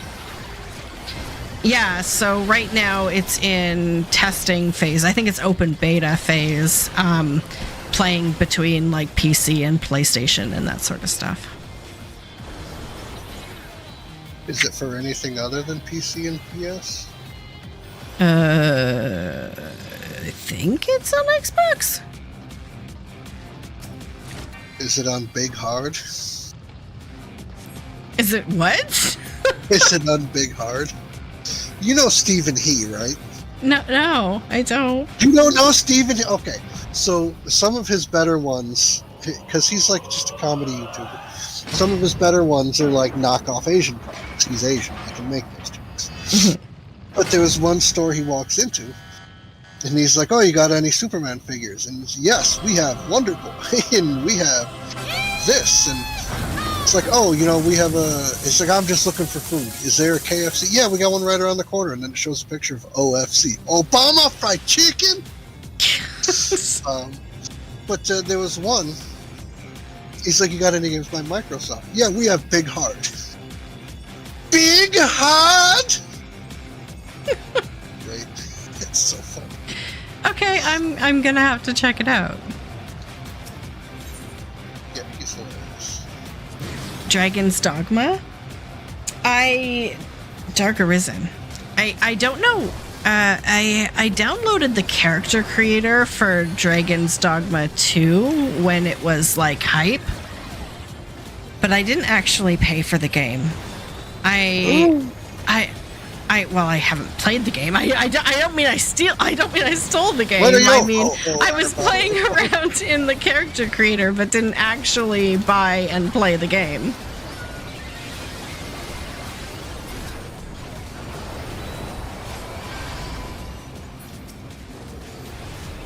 I sunk a lot of hours into Skyrim back in the day, like a couple 1,000 hours into Skyrim. Where did that get you? I'm a better person for it, Phil. Really? Yeah, I don't think so. I must have played it wrong then. Stormcloaks are racist. I don't care. No, there's been a bunch of retrospectives on it, and I'm like, I don't think the Stormcloaks are like entirely racist. I just think that what's his face is entirely racist, and by extension, his whole movement is like tainted. At the same time, there's an element of like preserving a culture there that you kind of want to empathize with. It's not that it's too much racist, right? Like they just want to they just want to be themselves. Well, someone had the audacity to be like defending the Stormcloaks, but not Ulfric, and I was like, I'll click on this because I already agree with it. I'll click on it. He's like, I'm going to make the case that the Stormcloaks aren't racist. And I was like, Skyrim's for the Nords, right? And he goes, so the first thing people are going to point out is Skyrim's for the Nords. And I'm like, yeah, you can't walk that back. You can't. They weren't even born here. They came in and took it over from the Snow Elves. And then they're going to sit there and say, it's for the Nords? Like, white colonials, anybody? Anybody? Bueller? You can't sit there and say they're not racist. So I threw the rest of his video out just on the premise that he was full of shit. But it was nice that he sat down and made an hour and 24-minute video for being full of shit. Holy crap. Oh yeah, I watched a 4-hour retrospective where some dude shit all over a game I like, and I was like, you're garbage. You called a woman a guy like 3 times in your script in 4 hours. You're trash. Right. Hey, no worries, Rock. Thank you for joining. If anyone needs a copy of this Doing the Wave haircut, let me know. I think I have like 3 of them in my bag right now. Try the map. Are we losing Rock? Yeah. Oh, okay. Oh, I've got 2 Doing the Wave and 1 It Takes 2.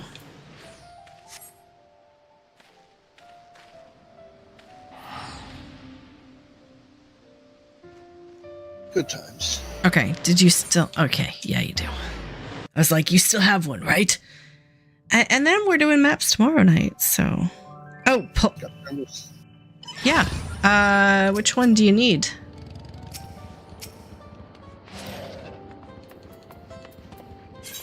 I need that one where Skyrim is for the Nords.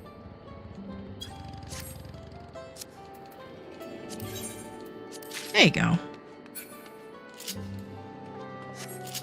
Alright. I tried both, because, of course, whenever I play an RPG, the thing... Okay, I think I have to back up a sec here. The thing I love most about the RPG genre is the choices. And I always replay a game to find out what choosing other things means for the world and what it changes. And I love the complexity of making choices that define how the game proceeds. And so the replay value for all but Veilguard in terms of RPGs for me was super high. So, with Skyrim, like, yeah, I've done both sides. I've played both sides. I even completed the main story on both sides, which, I mean, I think only 5% of Skyrim players ever complete the main story, period. But I think with Skyrim, there was never a clear choice for me. I understood both sides of it, and I had no problem really supporting both sides of it. I think I empathized with Ulfric as a character a bit more than like the hard Imperial Legion, but like you said, once you really get into the nitty-gritties of the lore and what actually happened. So the issue is that you were stacked to become a Stormcloak sympathizer from the beginning. Yes. Because that dumb twat of a captain is like, I don't care if he's on the list, kill him anyway. What? And you want me to side with you? We could really use good men and women. Like that, bitch? Nah. There's no wonder Rayloff is everybody's best friend. It's messy. I think they built it that way specifically because of quests like In My Time of Need, which is the one where there's people from out of town searching for a woman, and it turns out... Oh, yeah. Okay. Yeah, and there's like, to this day, there's still deep dives on that, and what would have actually happened in Hammerfell, and if she's full of shit or he's full of shit. And the problem is that they won't stick to one set of things. Like, they'll take an unavoidable game mechanic that happens to everybody and count it as something that's specific to that quest. Like, when a character is a character that, like a named character inside a city, when they die, they get an urn at the local, like, graveyard building thing. And when she is removed, depending on how you handle that quest, she gets one of her urns. So everybody's like, oh, he kills her. No. The game kills her. Because she can't walk around the streets anymore because she's now going back to Hammerfell. So the game did what it automatically does, and you can't count that as him killing her canonically. Are we good? I think I'm out of that. I think we're good. We can... Wait. I guess we could do one more if they don't. Okay. One more. But yeah, it's like the whole thing is very messy, and I think they purposely left it open-ended so people could draw their own conclusions. I'd like to see that whole situation get tackled in ES6 or TES 6. You'd be like, what actually happened canonically? Well, see, everybody hates the Thalmor, so the Dragonborn went to the Thalmor's home base and shouted them all to bits. That's what happened. And both sides would be like, yeah, it's okay. I like that. So now, I haven't followed Elder Scrolls in terms of development. I was too fixated on Dragon Age. But, like, what happened? Like, did the studio suffer from success and were afraid to put out another iteration because they couldn't match its success? Or, like, why has it taken so long for there to be another one in development? Or was it just the online game kind of took all their energy? I believe it's ES. I don't know for certain because Elder Scrolls wasn't really my shtick. But I'm going to say that they looked at the amount of money that ESO was making and it's like, why are you thinking about another game? I mean, you look at what Grand Theft Auto Online did for Rockstar, and they're like, of course we're going to take our time with 6. We don't care. This is crapping money into our bank accounts. Yeah, that's fair. I mean, I listened to a rant from another creative the other day talking about how live service games in general are dying, and it's kind of going to be the return to a single player game, like, primary consumer. And I don't think I really believe what he was saying. Like, I'm not seeing personally the changes to consumer habits with regard to live service games. Now, he did a lot of mentioning on things like first-person shooter games and that sort of stuff, Fortnite and Battlefield and all that sort of stuff. So maybe it's that genre exclusively that's dying, but I mean, to me, live service games seem to be doing better than ever. They're definitely on the decline. I wouldn't trust anybody who's doomsaying about them, but I think what's going to end up happening is because most companies have dipped their toe into the live service game, been burned, and I think a lot of them are playing a much more cautionary tale than waiting for the next big thing to strike. So I think we're going to see a small downsize in them. They're going to return to being a little bit more niche. Like, they're not going to try to shove everything into a live service game. But I don't know. That would be my speculation. If they went away on a much larger scale, like WoW's the only one and everything trying to dethrone it, like if they go down to that level, I think I'm going to be very disappointed. But I don't foresee that happening to most of these for a very long time. Oh, fine. Portal. Let's hope we get out of here in 20. The problem is, like, people are kind of spoiled for choice right now when it comes to live service games. Like, there's no shortage of them. So I wouldn't blame the average consumer, especially on a product that they have to pay for monthly and that there's all sorts of microtransactions for. I wouldn't judge anyone for being a bit picky with their money, right? Especially when there's so much to choose from. Right. I think you have to pay monthly for it, and there's microtransactions, is part of why everybody's being so doomsay. Because that's people are wising up to the fact that we pay money for this. We shouldn't have to pay more on top of it. And a lot of people hold that position, and that mindset that those companies have, where they're going to microtransaction the shit out of it, is spreading. Like I had said the other day with Disney Plus, they're putting ads in the no ads team and saying it's necessary. And I'm wondering, can you sue them for lying under the Truth in Advertising Act? But it's like, the more people don't cancel it and let them get away with it, the more it's just going to keep happening. Right. And I think that as an industry is unsustainable, and gamers are getting sick of it. And not only gamers, everybody else. Like, people who had Netflix and they stuck ads in that, had to do a new premium tier and all this other crap. It's just, people are getting sick of it. Like, they saw it happen with cable TV, they're not going to let it happen again. And there are very prominent content creators who share a very different opinion, and they're just content to let it sit back and burn, and it's like, that's not helping anything. But yeah, I think the industry's going to downsize because people are sick of it. They don't have the money for 3 subscriptions plus microtransactions, so they're going to scale back. Yeah. And I mean, if you really enjoy a game like Final Fantasy XIV, and it kind of stops you from spending as much money on other games, then financially it could be worth it. But I mean, for everyone right now, their pockets are kind of tight, right? Oh yeah, I've been thinking about cutting back on retainers. Just blasphemy.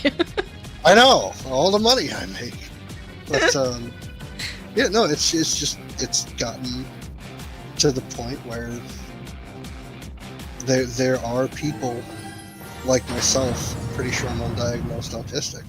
And it's like, when I focus on something, I have to focus on it. It's tough for me to try to focus on something else and play another game.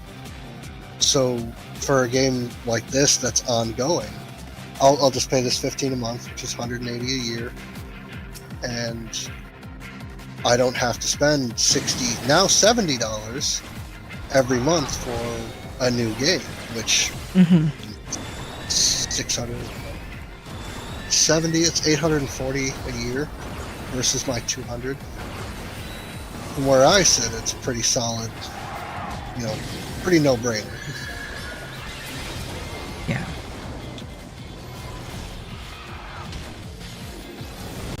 Yeah, and I mean, I still have other games I want to play and other games I purchase, but I don't spend $90 on a game. I can't. So I play this and then wait for the games I want to play to go on sale.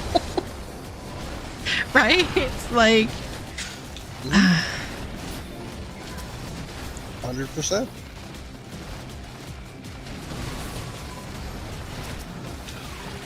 Because, I mean, there are some people who are like, but in all fairness, the price of games hasn't really changed in the last 20 years. Like, a new game is still costing about the same. I'm like, yeah, and it's still way too expensive. Well, the people that are sitting there saying, "Oh, the price of the game hasn't gone up in a long time." Yeah, and your market share has fucking ballooned. So get that bullshit out of my face. Right. Game costs needed to go up. The companies would be reporting low profits. But what are they reporting? 90? Really? This is why I was not supposed to press need. Anyway, yeah, your market share has gone up considerably. The video game industry is larger than the movie, the music, and the TV industry combined. So don't give me that bullshit about, you make one game, your R&D costs are, let's say, $10 million, and getting it on a shelf costs you $5 a game. You sell 1 million copies of that game at $60. You just netted $40 million. Fuck out of here with that. Developers need more. Well, pay them more. Yeah. No, exactly. I would have tried Metaphor. I heard really good things about it, but I can't just on a whim go out and buy a full-priced game. Like, you know? Huh? Oh, you're talking about ReFantazio? Yeah. What's that about? I don't know, but it looked cool. Looks very... What was that game that Fire Emblem crossed with? Now, if only we had some sort of industry out there where you could, like, I don't know, rent a game for a small nominal fee for a week or two and try it out. Huh. Something about busting blocks. It's the tip of my tongue. Then maybe I could try it out for a couple of bucks and see if I wanted to invest the 80 in it. Yeah, exactly. Tokyo Mirage FE Sharp, whatever that game was. That's what it looks like to me. Yeah, no, like GameFly is still a thing, Deb. You can sign up for that. Okay. I think they're a monthly fee, and you pick whichever games you want to borrow for that month, and then return them when you're done and get new ones. But yeah, it would be nice if you could. Yo ho ho, Deb. God. Gamefly in Canada? What is this? Is Gamefly available in Canada? It isn't. Okay, so yeah, no, I don't have that as an option. How do you... Hey, there's a free trial for it. Tell you what, I'll borrow it from them, and I'll send it to you, and you send it to me, and I'll send it back. I don't want anything from that channel. I'll give one game for me, one game for you. We'll split the cost. What do you say? Arr, matey. The two services that someone else recommends are GameAccess.ca and IRentMyGames.ca. Okay. I would... But I mean, again, it's like one of these that they're talking about is a subscription service for $12 a month. It's like, no, I don't want that. Because if I wanted to pay $12.99 a month, I'd play like a Game Pass or something, so you can just play whatever games they have available. And Craigslist. Get it cheap. Oh man. Why is that funny? I mean, you're not wrong. You're not wrong. Arr. So, yeah. Thank you so much for joining me for maps. I missed the boat, and I was thinking a couple of minutes ago that I could try to run for it, but my inventory is completely full, so there was no way I was going to fit any fish in these bags. These bags are full. If it makes you feel any better, I got a paper cut on my middle knuckle. How the heck did you do that? Opening a letter! Oh my god, who sent you a letter? That's a waste of money. I didn't think it would happen. It hasn't happened in 38 years. Surprise! It's like the only two people who send me mail are the government and credit card companies. Yeah. to why were you opening that trash? Exactly. I don't know. Oh, man. Well, thank you so much, Phil. I'm gonna go drop off some of this stuff. I could give some life advice, but I think this whole stream has been kind of generic life advice. Don't open letters with your index finger. Ta-da! Life advice by Phil. Now go eat a sausage. I know, Evie, you gotta go get the kiddo. I know. And make sure you still have a roof, I guess. Oh, I'll do that when I get her back. I don't think she's seen the attic. What do you think, Eves? You think we have a roof, or you think it finally collapsed? No, she didn't get upset. She just kind of looked up and then put her head back down, so it can't be that serious. Yeah, I mean, dogs are really intuitive. If there was something very wrong, the dog would let you know, right? She's still mad at me. She didn't get a treat for going potty this morning, so maybe not this time. Passive aggressively just not tell you about the problem. She's just like, yeah, you got 3 raccoons, 2 mice, and a squirrel running around up there, but, you know. I wasn't going to say anything. Not till I get a treat. I mean, that seems like a personal problem, man. Yeah. She's like, you don't know anything about that badger either. Yeah, our house. Yeah, so I don't know where everyone is today, but it was quite a light showing. But thank you so much to everyone who did turn up, say hi, chatted. Thank you for showing up, people. Thank you for being here. Do I have someone I can raid? I always feel bad, like, raiding with just a couple of people, because... Not much of a raid. I'm like, yay, we're here! We came to support you, maybe. Mr. Happy is playing Avowed.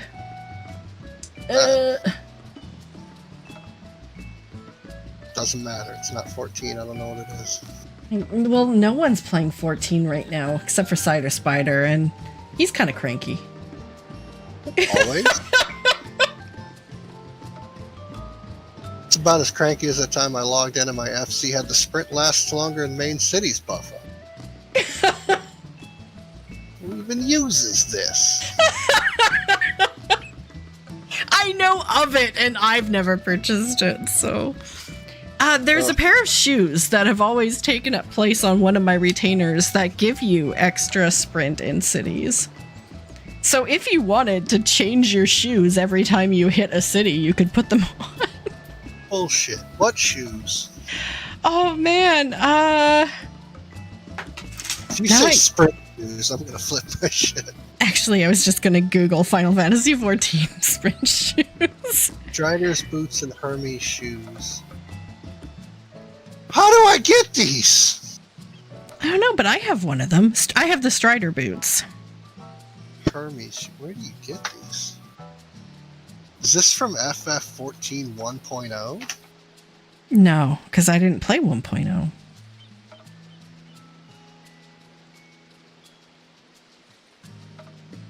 Hermes shoes won't be re-added. It was a 1.0 and everybody was already bitching about the earrings. Strider boots come from Animos. Strider shoes come from Eureka. I'd rather go to the dog store and buy you treats, dog. They really need to turn Sprint into a toggle like it is in PvP and just be done with it. Yeah. Right, Eves? Just be done with it. Now, we can use it in battle, though, which would impact... Like, maybe they could add a timer during battle. I don't know, but... It goes away as soon as you use any other action. So if you're thinking of, like, uptime on bosses and stuff, it won't change things that much. No? I don't think so.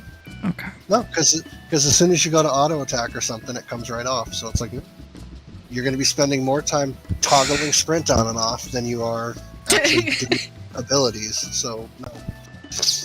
That's fair. Okay, well, I will bomb everyone else out so they can get some stars, and then I will just quietly fade into the distance. Take a nap after this messy map day. Yeah, well, I probably have some D&D going on tonight, so I need to recharge my social meter. You have a social life outside of this? I call What? hacks. I know, Evie. I call hacks. She growled. Oh, God. She was like, "That's bullshit." I'm just a dog, but I know things. I smell bullshit from that headset. Right, yeah, I know. Alright, well, I'm going to dip out here. You have Awesome. a good one. Yeah, take care, Phil. Thank you again. It is always a pleasure. Yep, thanks for having me. Bye. Thank you so much for watching, everyone. If you want more Debbie or are in the mood to watch some Final Fantasy XIV videos, hop over to my YouTube channel where the fun literally never stops. Special thanks to my patrons and my channel members. Join them for as little as $2 Canadian a month. Take care of yourself. Love yourself